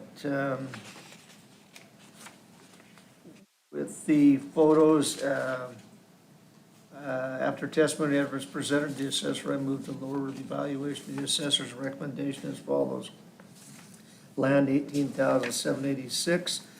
Improvements, $97,839, for a total of $116,625, changing the condition to normal due to the rotting condition of the deck. Number 7. Second. Wheeler, Aye. Woodruff, Aye. Healy. Protest 213, Thomas Fuller and Penelope Kramer, 915 West Second Street, ID 29190.00. William J. Miller addition. Looks like west 15 feet of lot 7 and all of lot 8. Protested valuation $127,275. Requested valuation $114,109. Reason for request, no updates done on property. Building is in need of new windows. This was reviewed by Ashley. I think there was very little, if any, pictures submitted. Is that right, Ashley? Maybe 2 pictures that really don't speak Yeah, to the, one of the front of the house and one of the back. right, and it really doesn't speak to the condition of the house. Ashley's recommendation is no change, insufficient evidence to warrant a change. All Southside properties received a 1.16 adjustment for falling out of compliance with state ratios. It did go before the referee, and Marcia agreed with Ashley's recommendation. So that leaves land at $10,753, improvements at $116,522, for a total of $127,275. My recommendation is number 5. I move to accept the recommendation of the assessor and referee, which indicates no change at this time. Evidence presented does not warrant a change. Second. Woodruff. Aye. Healy, Aye. Wheeler. Aye. Okay, on protest 493, again, a Judy Lowe, address on Sequoia Court in North Platte. This is actually property on West B Street, 1202. Parcel is 47075. It is Westfield Edition 151. They're protesting the valuation of $139,618, requesting $125,174. A reason for the request: change, replace picture window, tuck point needs to be done on some brick, it looks like. Repair soffit and fascia on garage, probably needs to be replaced. Driveway needs to be replaced. This did go to the referee, and the referee agreed with you, Charity, that no change was needed. But Charity, could I ask you a question or two on this particular property? This was, it looks like there's a picture window that has a chip in it. It does look as though there's quite a few doors and windows that need to be replaced from Oh, sorry, Joe, I was trying to sneak by you. ill repair, and we didn't make any adjustment for that. Is that something that you would, Is that the only 3 pictures that she sent in? No. We've got quite a few here. I don't know whether you saw all of these or not, or if Yeah, I think I did. We don't do any adjustments for driveways, because we don't value the driveway. yeah. So, And Brett, see, we've already got it in normal condition. Up to you if you want me to make an adjustment lower, that's, well, I want your opinion on that. I guess I didn't see enough to make it go down. If you see a lot of stair stepping, a lot of mortar issues, that kind of thing, maybe I would have gone to below normal. But whereas it was a little thing here, a little tiny thing here, a little tiny thing here, I just didn't think Okay, and the referee agreed with you, so I will take that as, I will go with that. Okay, so my motion will be number 5. I move to accept the recommendation of the assessor and referee, which indicates no change at this time. The evidence presented does not warrant a change. So this will be land at $17,905. Improvements at $121,713 for an overall valuation of $139,618, number 5. Second. Hughley, Aye. Wheeler, Aye. Woodruff. Aye. Mr. I did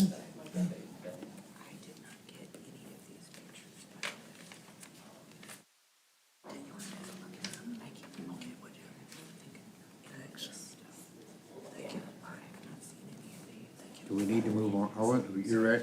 Do I'm we ready. want to acknowledge Pat joining us? Yeah, I think here it is 2:55, and we will acknowledge that Pat Collins has joined us in the deputy county assessor, and you are probably blessed to be in our presence, huh? Well, of course I am. Thank you. Hi, Pat. Thanks for joining us. You're very welcome. I'm sure it's gonna be short-lived. Enjoying it. You can always hope. Yeah. Julie always brought donuts. Did you bring anything at all, Pat? or- Dang it, I knew I forgot something. Okay, Joe, are you ready? Yes, sir. Protest number 296, Roger Herrick. PI number 0113175.00. They're asking land and improvements, or the land be reduced from $27,230 to $11,640. This lot has always been pasture. It can be used today to pasture horse or 2 donkeys. Has only been used for livestock since 1975. Pasture next to it sold for $1,000 an acre.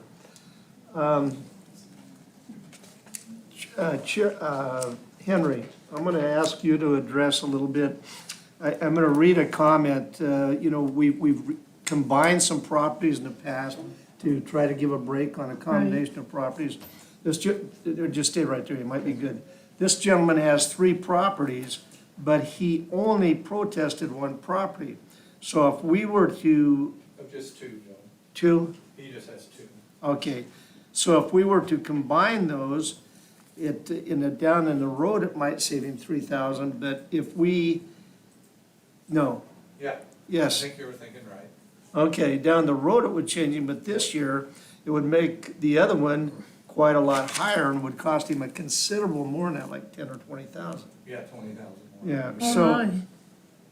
so, I'm gonna make the motion that, because of that, number 5, and in order to give the courtesy to the landowner, if he wishes to do something next year, that would be a wise thing for him to do. Yeah, we've got a more. But for this year, I'm gonna make motion number 5.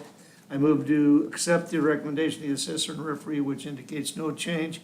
At this time, evidence presented does not warrant a change. Number 5. Second. Wheeler, Aye. Woodruff, All right. Hughley. All right, thanks. I just wanna make sure I didn't murder that too bad. Protest 209, Ronald Oshner, I think, is how you pronounce that. 2704 West 14th Street, ID 30867.00. This is Oshner replat of Matson's replat 3 and 4, lot 1. Protested valuation, $16,732 on land, buildings $144,263, for a total of $160,995. Requesting a lower valuation on the buildings to $116,218 for a total of $132,950. Reason for valuation change says see attached. There is a letter that accompanies pictures. Says cabinets are not made for the room, the countertops are not the same heights. If you look at picture 4, the floor tiles are cracked, broken, and missing. Pictures 6 through 12 show missing trim, unpainted doors and trim, also bad carpet. Picture 13 is one of the better windows in the house. This was reviewed by Henry. After speaking with the taxpayer and reviewing information, changed the condition of the house and attached garage to normal, changed 3/4 bathroom to half bath. It did go before the referee and she agreed with Henry's recommendation to lower the value. So that leaves the land at $16,732, buildings lowered to $135,165 for a total of $151,897. My recommendation is number 10. After testimony and evidence presented to the assessor and referee, I move to lower the valuation to the assessor's recommendation. Second. Woodruff, Aye. Hughley, Aye. Ruler. Aye. Do you Okay, need this back or just keep it with this? Okay. protest number 494 of Mr. Dallas Toby out on Southeast State Farm Road. This is parcel number 58660. The legal is the northwest quarter of 20-13-29, 160 acres. There are actually 2 homes on this property. One is a home built in 1917, that there are quite a few photos in here that show it is in quite ill repair. And then there's a manufactured home on the property as well. The protested valuation is $822,064. The requested valuation of $700,279. Dallas has attached a letter and many photos that do depict the ill repair in both of the homes actually, but the 1917 house is going to need an awful lot of work on it. This did go to the referee, and the referee and the assessor both agree that the valuation should be lowered, and on the buildings, the land will stay the same.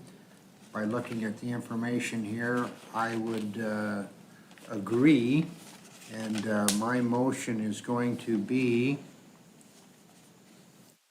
number 10. After testimony and evidence presented to the assessor and the referee, I move to lower the valuation to the assessor's recommendation, which will be $600,279 on the land, buildings of $159,636 for a total valuation of $759,915. This is the number 10. Second. Hughley, Aye. Ruler, Aye. Woodruff. Aye. Protest number 267, Sean Gilpin, PI number 0033190. I think it's a Jean Gilpin. Say again. I think it's Jean. Oh, Dean, thank you. Jean. Oh, Jean. It's probably my Oh, yeah, it is, Jane, thank you. I kept blaming on my bifocals, I don't have bifocals. It says Resnick Park subdivision 1218. They're asking that the building reduced to, or from 84,152 to 74,603. Total land and buildings from 92,219 to 82,670. Talks about water damage in the basement and mold, et cetera. This is a little bit of a tough one, and, I mean, maybe it's not a tough one, but the same pictures have been showing up since 2015. I mean, it's not like they update the pictures, so they're back a considerable time ago, and we took it into consideration at that time. So we've been giving that, you know, same poorer condition all the way through here. So I'm not, I agree with the assessor and referee on no change, and I just wanted to make that note. The pictures, if we look at this, might look a little bit different than what they actually are at this date. So it'd be my motion number 5. I move to accept the recommendation of the assessor, referee, which indicates no change at this time as evidence presented does not warrant a change. Second. Ruler, Aye. Woodruff, All right, Hughley. Aye. Protest 187 for William Boyle at 8337 West Foothill Road, ID 0104988.00.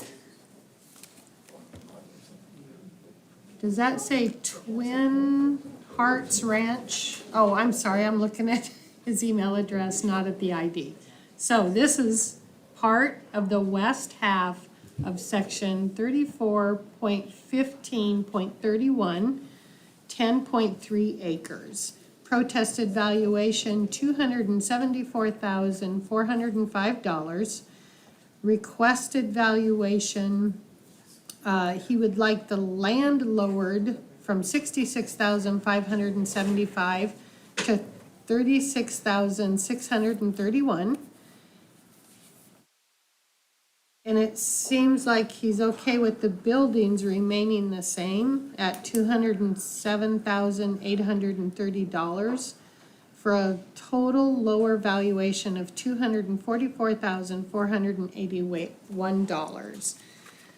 The protest says, see attached documentation.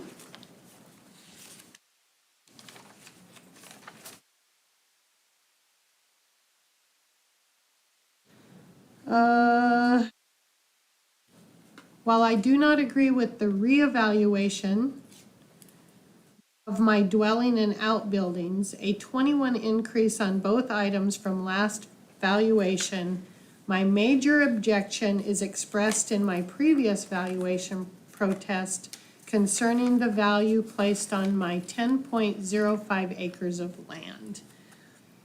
He does go on to give some comparisons, but none of the properties he compared them to, which is Aaron and Caroline Waite is 24.1 acres, Christopher and Ashley Bruns, which is 29.2 acres, and James Soley, which is over 680 acres. So those are the parcels that he's using to compare his land And his, how value many with. acres? His is 10.05. Thank you. So, as we've learned through this whole process, the comparison between 10 acres and 29 acres isn't really the same based on, Charity, help me out, is that tiered? Law of diminishing returns. So, this was reviewed by Julie.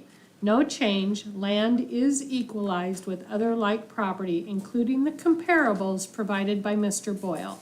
No evidence was provided to change. It did go before the referee, and the referee agreed. The information presented by the owner was not sufficient to legitimize a decrease in value. That leaves his total evaluation, well, let's start with land.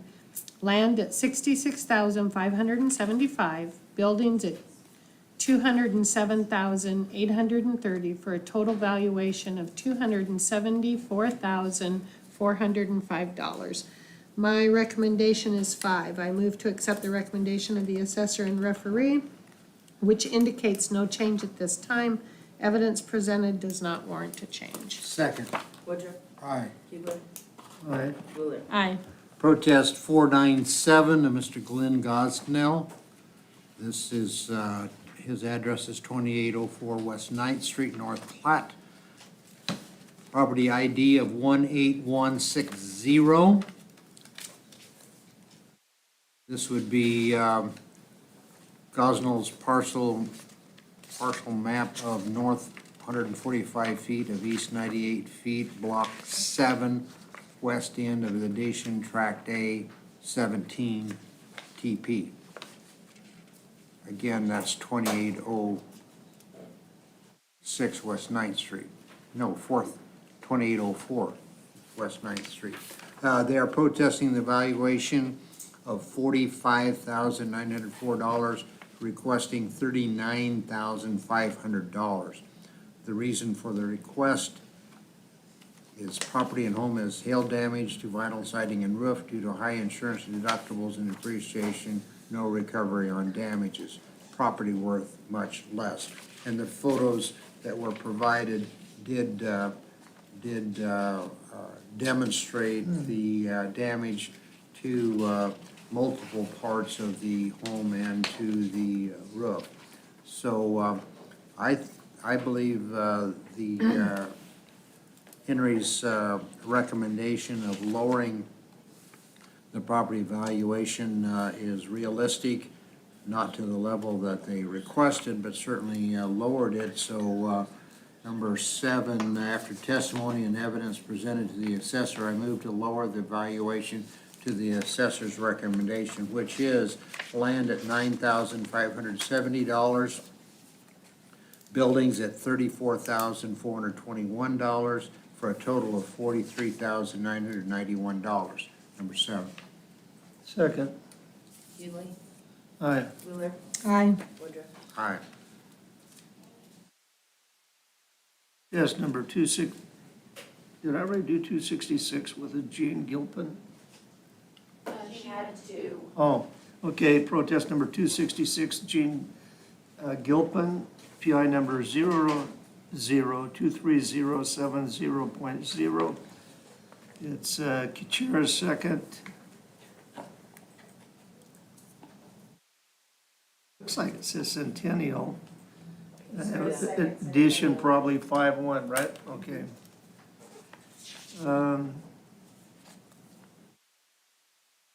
Be my motion.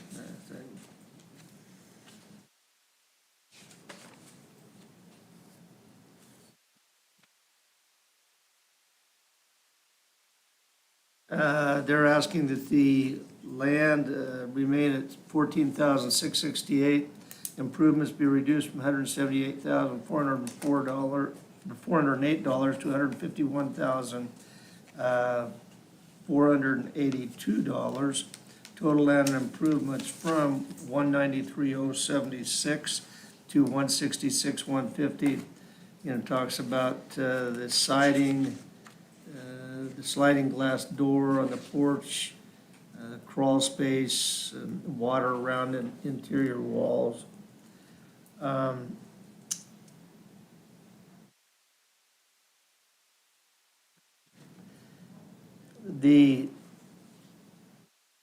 We are already giving a 15% functional adjustment for the foundation and moisture, and so we've already taken that into account on our assessment. It would be my motion number 4 that after evidence and testimony presented to the assessor, oh no, that's not right, we got a referee on this. So,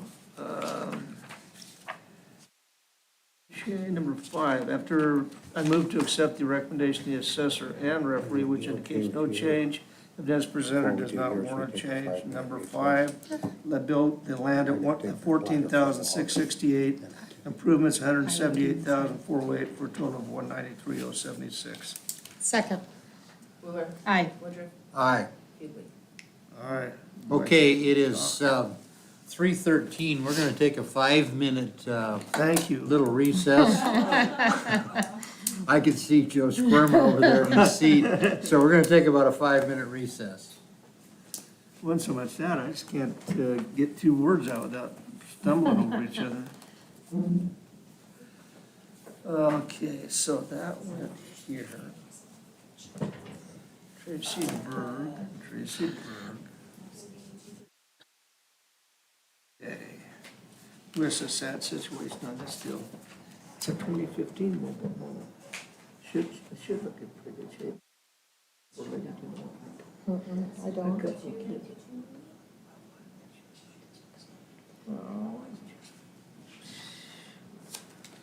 Yeah, Some people. but just, yes, I'm not sure I can get quite that low. No, you can't get that low.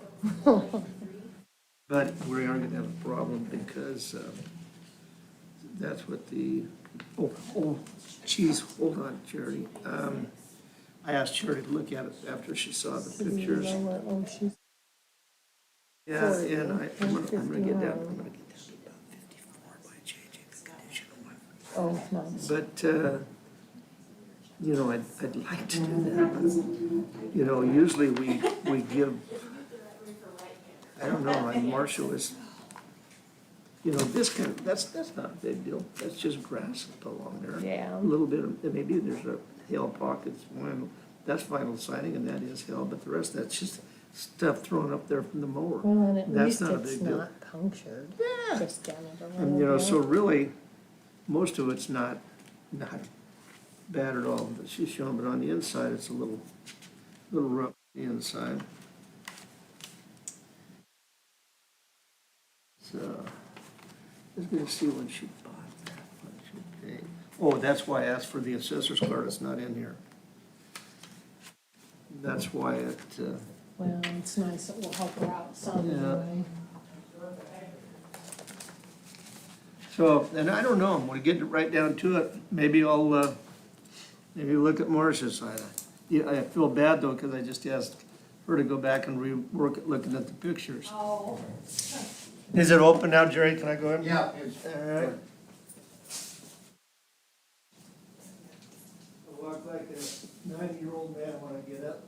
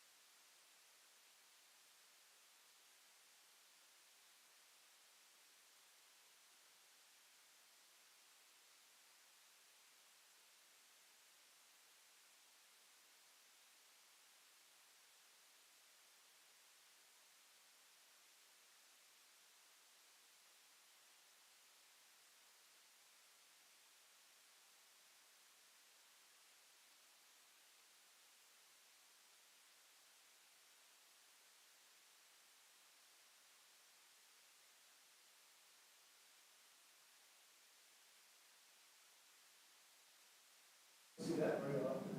That may was fantastic. Like sport, like the building, Jerry. Well, that's good. Yeah, it is good. I was kind of impressed myself. You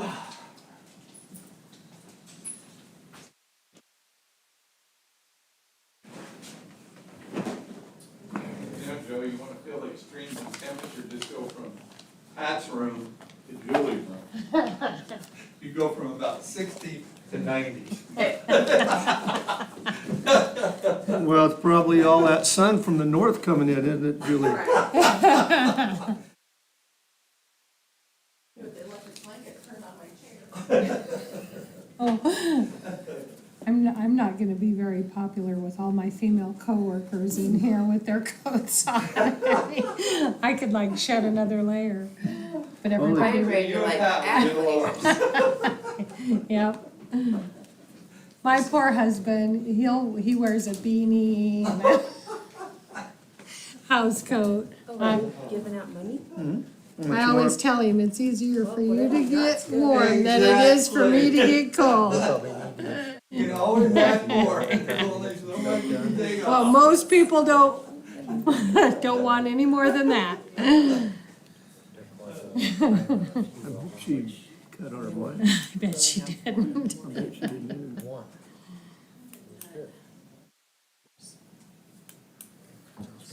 And it's already been. You gotta get that also. treasure in order. What's the matter?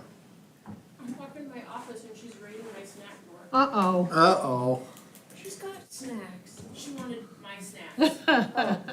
So, Sammy, those little cream wafers or whatever, they've got sugar-free ones. So you can have like 3 of them for like 12 carbs or something. I walked back there and she's swinging the bag around, she ate like half of them. I'm like, Uh-oh. I need to get, she's like, no, 'cause then I'll just eat them all. She's like, at least have to walk down here and work for it. Burn a few calories on the way down. Right? Okay, so, do you wanna, you ready to begin now? Okay, it is, 3:20, we will, resume, property evaluation protest. I have protest 118, Marine Cofer. This is for property let's go, property ID 60410.00. The southwest quarter and the northeast quarter of section 281530. Total land and building valuation at $292,332. She is requesting it be lowered to $253,730. Says needing repairs on siding and deck. Was reviewed by Henry. I didn't see any additional pictures submitted, but after Henry spoke to the taxpayer, he corrected the living area to 1,816 square feet and removed 156 square foot wood deck. That left the land at 72,683, buildings lowered to 184,846, for a total of 257,529. My recommendation is number 7. After testimony and evidence presented to the assessor, I move to lower the valuation to the assessor's recommendation. Second. Woodruff, Aye. Hughley, Aye. Wheeler. Aye. Protest number 480, Linda and Charles Ecker. 19030 West Oregon Trail, Hershey. Property ID 82655. This is, real property description is Kelly Acres, part of the north half of 41332, west half of 14, and all of 15 and 16. They are protesting the valuation of $193,568, requesting $165,290. Based on the property valuation, they go through how much it's raised since 2018. We don't have a garage or anything else. Most other properties like it is compared to. It is a manufactured home, which are valued lower than stick-built. This did go to the referee, and the referee's assessment, there are some pictures here, but I don't see that the property is in actually very good shape, very well cared for. It appears to me the assessor's office actually re-reviewed this along with the referee. Both have made the recommendation of no change. Insufficient evidence to warrant a change. Received updated cost tables for 2023. So this is going to be a no change. Number 5, I move to accept the recommendation of the assessor and referee both, which indicate no change at this time. Evidence presented does not warrant a change, so the valuation will stay the same at land at $29,500, improvements of $164,068 for a total of $193,568. Number 5. Second the motion. Hughley, Aye. Wheeler, Aye. Woodruff. Aye. Protest number 291, Mitchell G. and Rachel Hibner. It's property number 0053827.90, part of the north half of the northeast quarter of 141231, 10 acres. They're asking that the land, well, they say the land be reduced from 619,447 to 522,878, but those are actually total costs. Would be my motion, number 10, that after testimony and evidence presented to both the assessor and referee, I move to lower the valuation of the assessor's new recommendation. Land 52,000, improvements be reduced from 567,647 to 540,728. New land and improvements from 619,447 to $592,728 that change the condition to the house to good condition. That's my motion, number 10. Second. Wheeler. Aye. Aye. Aye. Hughley. Aye. I have protest 119 for Maureen Kofer. Property ID 0059835.00. This is part of lots 1 and 2, tract A, B, and F, all in the north half of LTC and PT 2014-30, 110.39 acres farmland. Is So, this down by Wellfleet, guys? no, this is up on, near North Johnson Road, I believe. Is that correct?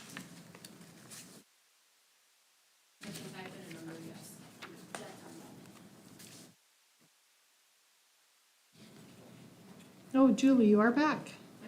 Off North River Road. Okay. It doesn't have a physical address.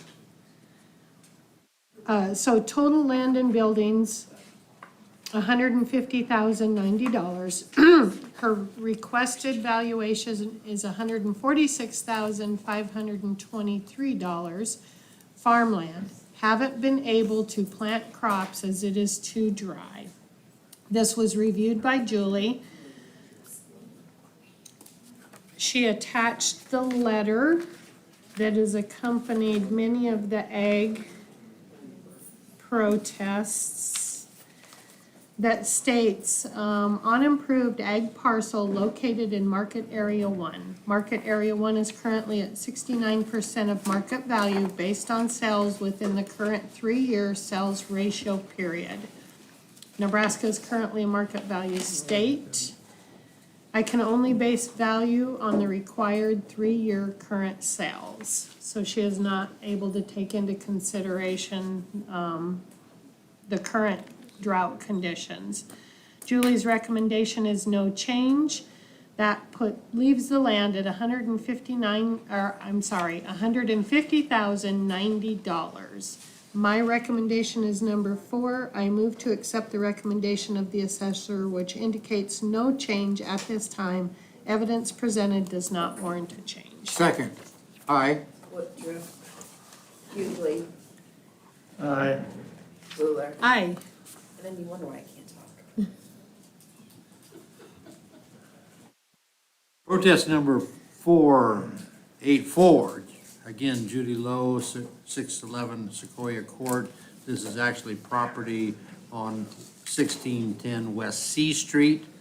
Parcel number, the parcel number is 47570. Westfield 4th Edition 4-4. They are protesting the valuation of $157,191, requesting a valuation of $139,000. Based on windows are all shot, garage door all wooden, bad condition, has some major brick repair needed on all sides, and there are some issues around the patio, it looks as though from the pictures. This did go to the referee, and the referee and Charity, not Charlie, but Charity, both have concluded that no change is necessary. Charity's comments are house is assessed in normal condition due to these issues and no change is warranted.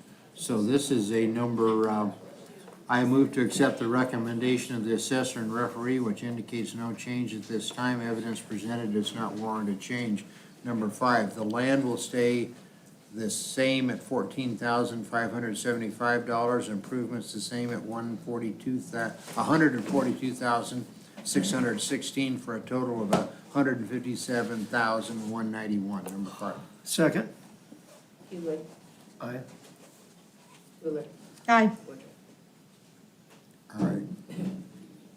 Protest number 357, Shanta Durham. PI number 000183325, and I think it's supposed to be .00. Am I correct, guys? Okay. She's asking that I gotta read. It's Riverview Estates replat lot 3.65 acres. It's asking that the land improvements be reduced from $384,139 to $335,000. This property was purchased in October of 2020. Been on the market for a while. The real estate appraisal completed at that time was worth $335,000. Haven't been any improvements to it.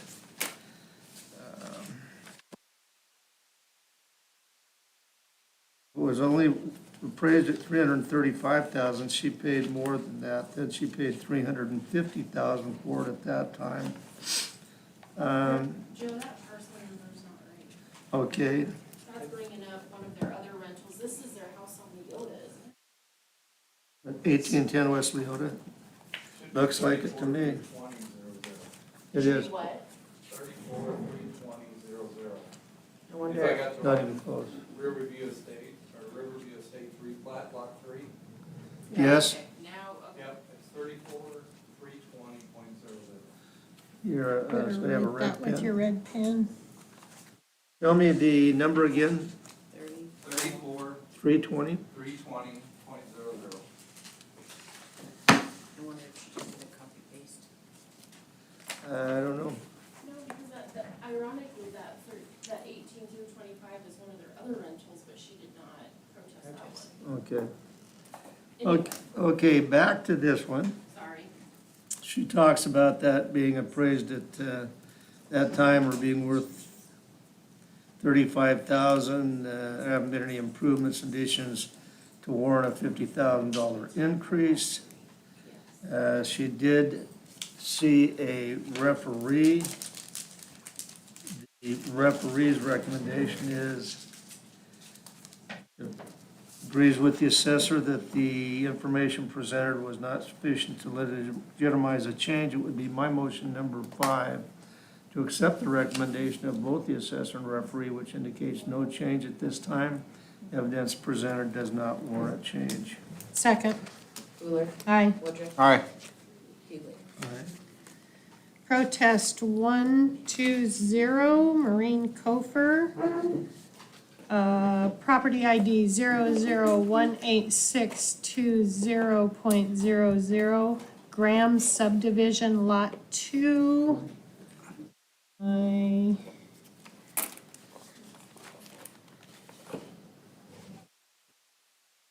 It looks like this must be a trailer park at 1406 East 12th Street, North Platte. Protested valuation $48,638. She is requesting it be lowered to $35,433. Reason for request, rental property, tenant is not paying rent. There are no additional pictures about the condition of the property. It was reviewed by Ashley. The land is valued at $8,586. The improvements at $40,052 for a total of $48,638. Ashley's recommendation is no change, insufficient evidence to warrant a change. My recommendation is number 4. I move to accept the recommendation of the assessor, which indicates no change at this time. Evidence presented does not warrant a change. Second. Woodruff. Aye. Hughley. Aye. Wheeler. Aye. Okay, protest number 485, Judy A. Lowe, 611 Sequoia Court. This is actually property on 301 South Sherman Avenue. The property identification is 47575. Westfield, 4th edition, 5-4. They're protesting the valuation of $137,860, requesting $123,000 based on garage door broke, old wooden, tuck point all sides of the house, and it needs a fair bit of brickwork. This did go to the referee. Referee and Charity both came to the conclusion that there's no change warranted. The house is assessed in above normal condition, as there have been a few improvements to the property. There are some photos that are included here, and there certainly is some work that needs to be done on the brick, and I think they have taken that into account. So my motion is going to be number 5. I move to accept the recommendation of the assessor and the referee, which indicates no change at this time. Evidence presented does not warrant a change. Number 5. So the land will stay at $14,575. Improvements of $123,285 for a total of $137,860. Number 5. Second. Hughley. Aye. Wheeler. Aye. Woodruff. Aye. Protest number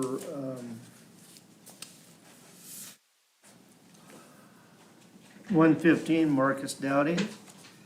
PI number 54693.72, Indian Hills Estates, Lot 3, Block 4. They're asking land and improvements be reduced from $596,505 to $552,000. The attached appraisal. Property was purchased significantly beyond the appraised value. So, which I am sorry, but I didn't look at what the date of the purchase, 23/16. Well, I didn't know.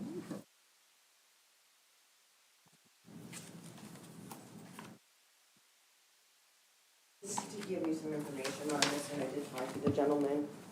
Him and his wife, have moved multiple times throughout like the last 10 years. And they had like 5 houses picked out in Lincoln County that they absolutely loved. If one came up for sale, they would purchase it. This was one of them, and they didn't care what they had to pay. That's what they paid for it. It was on contingency, not on the appraisal coming out. But that's the situation. So they paid $617 for it, but it only appraised for $552, I think. So just to give you a You were background. right on the nose. And 2 years or 3 years earlier, it was 517.5, and in 3 years later, it was 617 is what the purchase price was, so. And just to show how things have gone up in the market, in 16, it was 480 that was paid. In 20, it was 517.5 that was paid, and in 23, 617. So, you know, I understand you're pretty hard trying to stay up with that kind of a market, Julie. I don't know how you do it, kid, so.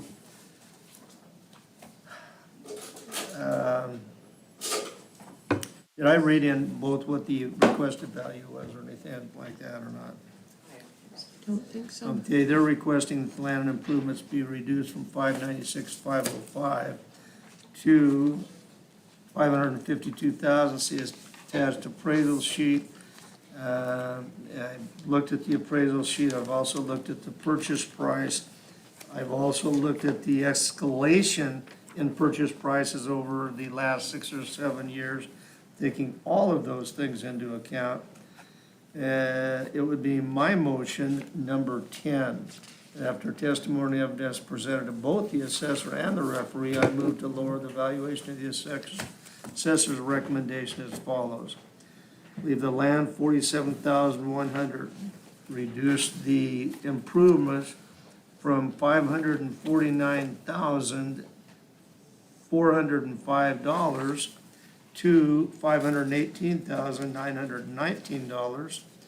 Total land improvements from $596,505 to $566,019.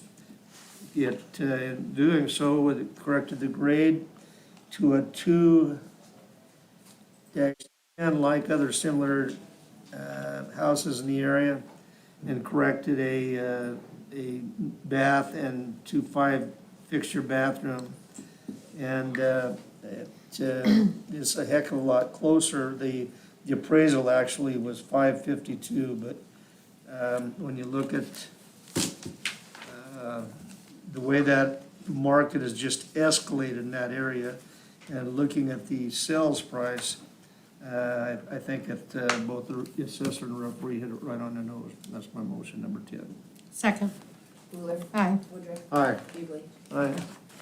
Protest 121, Marine Cofer. Property ID 0039855.00, South Park Edition 171. Address 302 South Maple Street. Total land and building valuation $87,440. She is requesting it be lowered to $78,396. Reason, only rents for $750. Can't rent it for more. House is old. There are no pictures attached to support the condition of the house. This was reviewed by Ashley. Her recommendation is no change, insufficient evidence to warrant a change. All Southside properties received a 1.16 adjustment for falling out of compliance with state mandated ratios.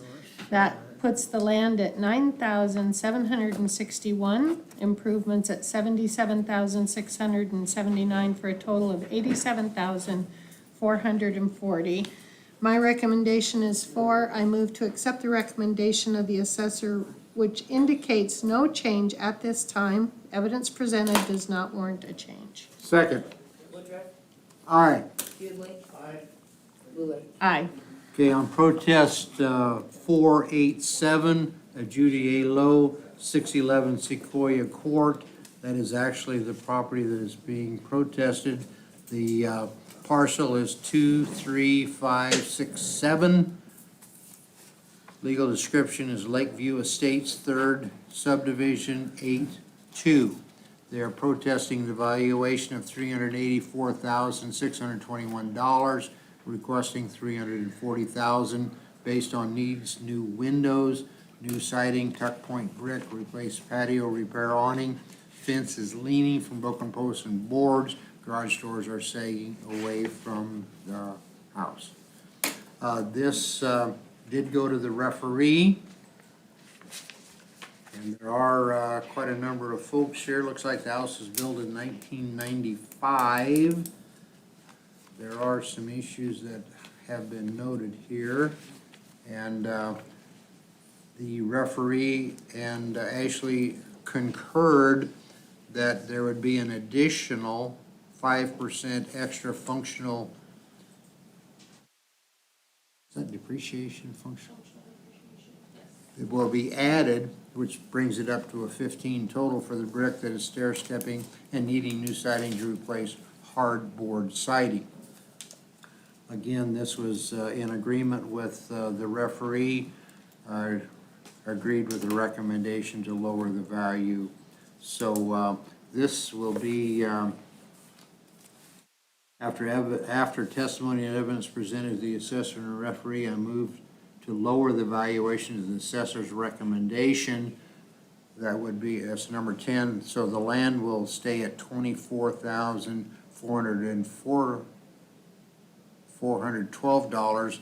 Improvements are lowered to $341,120 for a total of $365,532. Number 10. Second.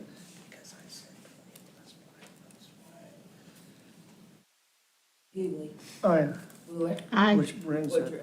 right exactly where you're at. I don't want to hear that, and I don't want to do that.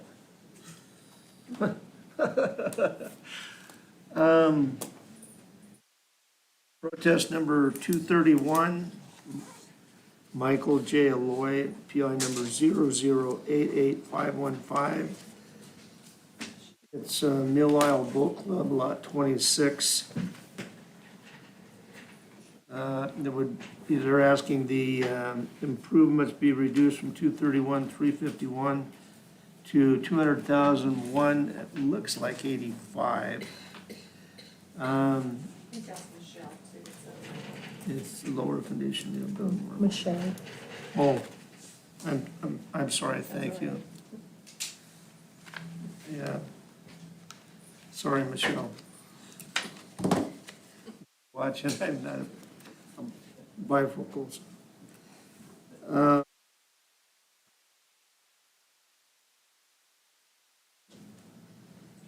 Would be my motion, number 10, that after testimony and evidence presented both the assessor and referee, I move to lower the valuation of the assessor's recommendation as follows.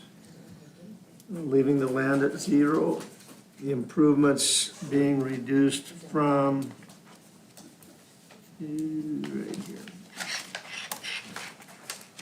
$221,351 to $214,589.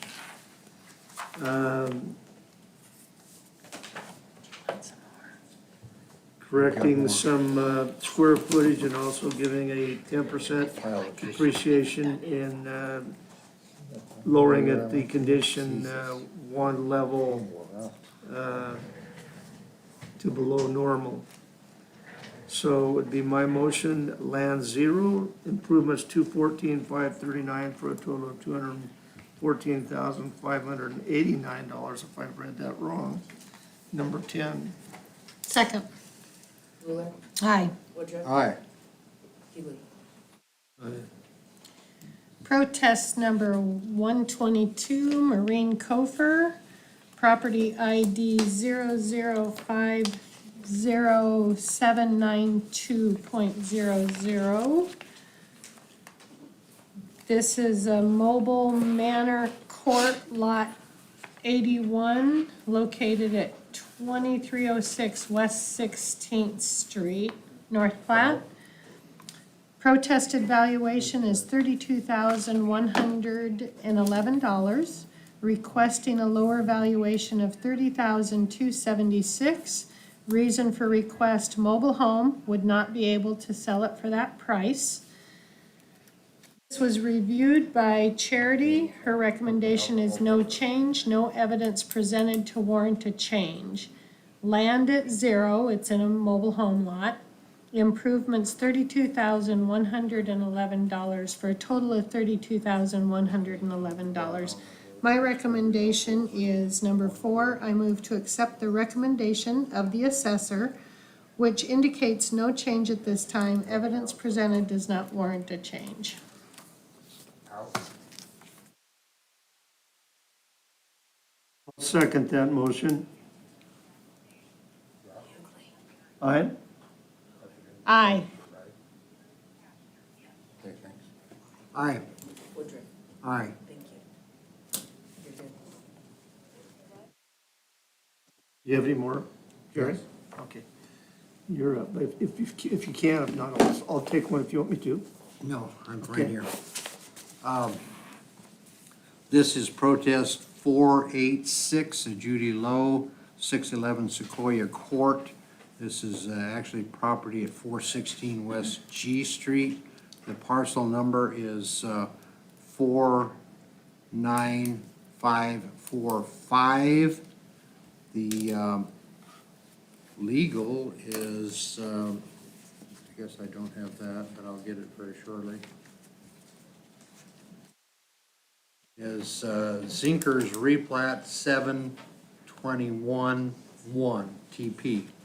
This is, they are protesting the valuation of $179,365, requesting $160,000.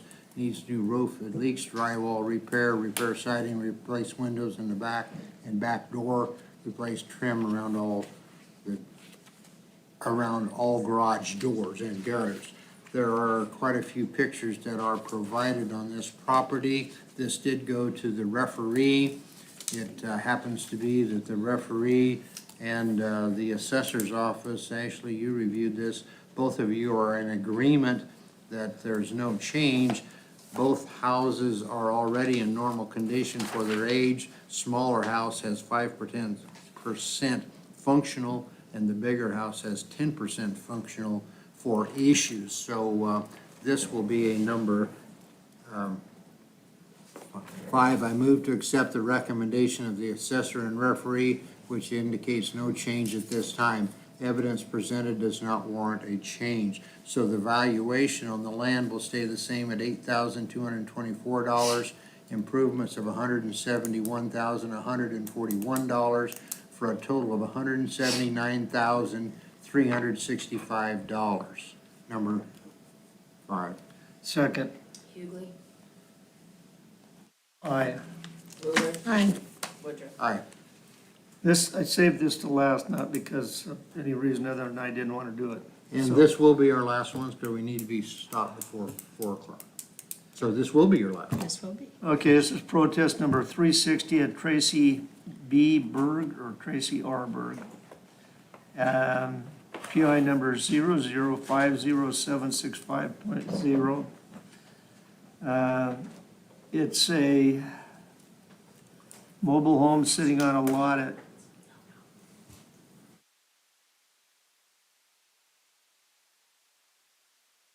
It's a lot on the north side on West 16th Street. They're asking that the improvements, the mobile home, be reduced from $62,837 to 0. The mobile home is not worth $62,000, even purchased for the amount of money.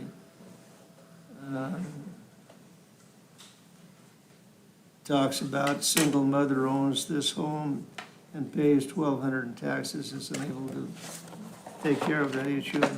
It is sad, but unfortunately, it's not something we can address. Referee saw this. Well, first of all, the assessor recommended lowering it due to the condition of $59,880. The referee recommended lowering it to $40,000. Says on rented space, there's an advanced condition. There are photographs that have been attached, and I looked at those photographs. The assessor's office had not had a chance to look at those photographs, so I asked Charity to go back and look at those and see if perhaps more depreciation would be in order. And she, in fact, did agree that it was. I did a third approach on this because the thing that the referee doesn't realize is they haven't paid taxes on this since 2020 because we were unable to locate the mobile home. It was moved from Patriot Park, 10B, to 2101 West 16th Street. So when we went to look for the mobile home, it's not there. So there was no taxes issued on that for a couple of years. Okay? So so, It was reported that it was gonna be at 2001 oh, West 16th. Okay. There was no mobile home there. It was actually at 2101. okay, thank you. Oh, that's why it was scratched out from 2001 to 2101. But the referee, I'm sure, didn't notice that on the property valuation card because it was not a property valuation card with the protest. The only thing they had was the current property valuation. Well, I didn't even see a current one, but if you look, what we had was the current property valuation card, which wouldn't have shown this back history that was not paid.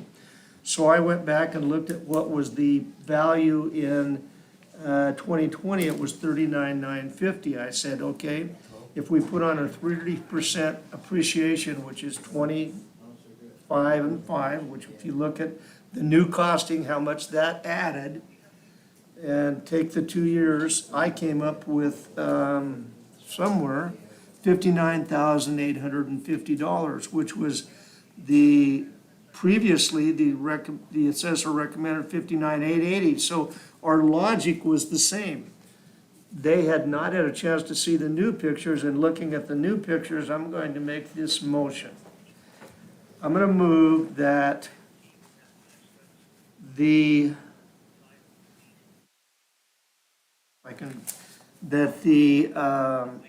property mentioned be reduced from $62,837 to $58,402, giving additional depreciation due to the condition of the property and to below normal, and for the multiple condition issues shown in the new photos. That would be giving it a 25% functional depreciation, and the new value would be $58,402. My motion, and I don't think there's a number. I don't agree with either one of them. Well, actually, I do, but I think there is a number for that. Isn't it? But actually, I'm agreeing with well, actually, I'm gonna use this one, and I'm gonna make a clarification to it. After testimony and evidence presented to the assessor and referee, I move to lower to the assessor's valuation, her new valuations, once they were able to review the new photos of $58,402. I'm gonna call that a number 10. Does that make sense? Second. Okay, Hi. Aye. and I'm gonna just put this sheet with this, guys. Thanks, Todd. Do you want me to do one Get more? this stuff back to Charity. Okay, Joe, you got that one finished up? Yes. Okay, it is 3:58. We will recess as the Lincoln County Board of Equalization and reconvene as the Lincoln County Board of Commissioners. Anything else to come before the Board of Commissioners? Okay, we will adjourn as the Lincoln County Board of Commissioners, and we will reconvene tomorrow morning at 9 a.m., correct? as Lincoln County Board of Equalization. As the- Thank you. As the BOE.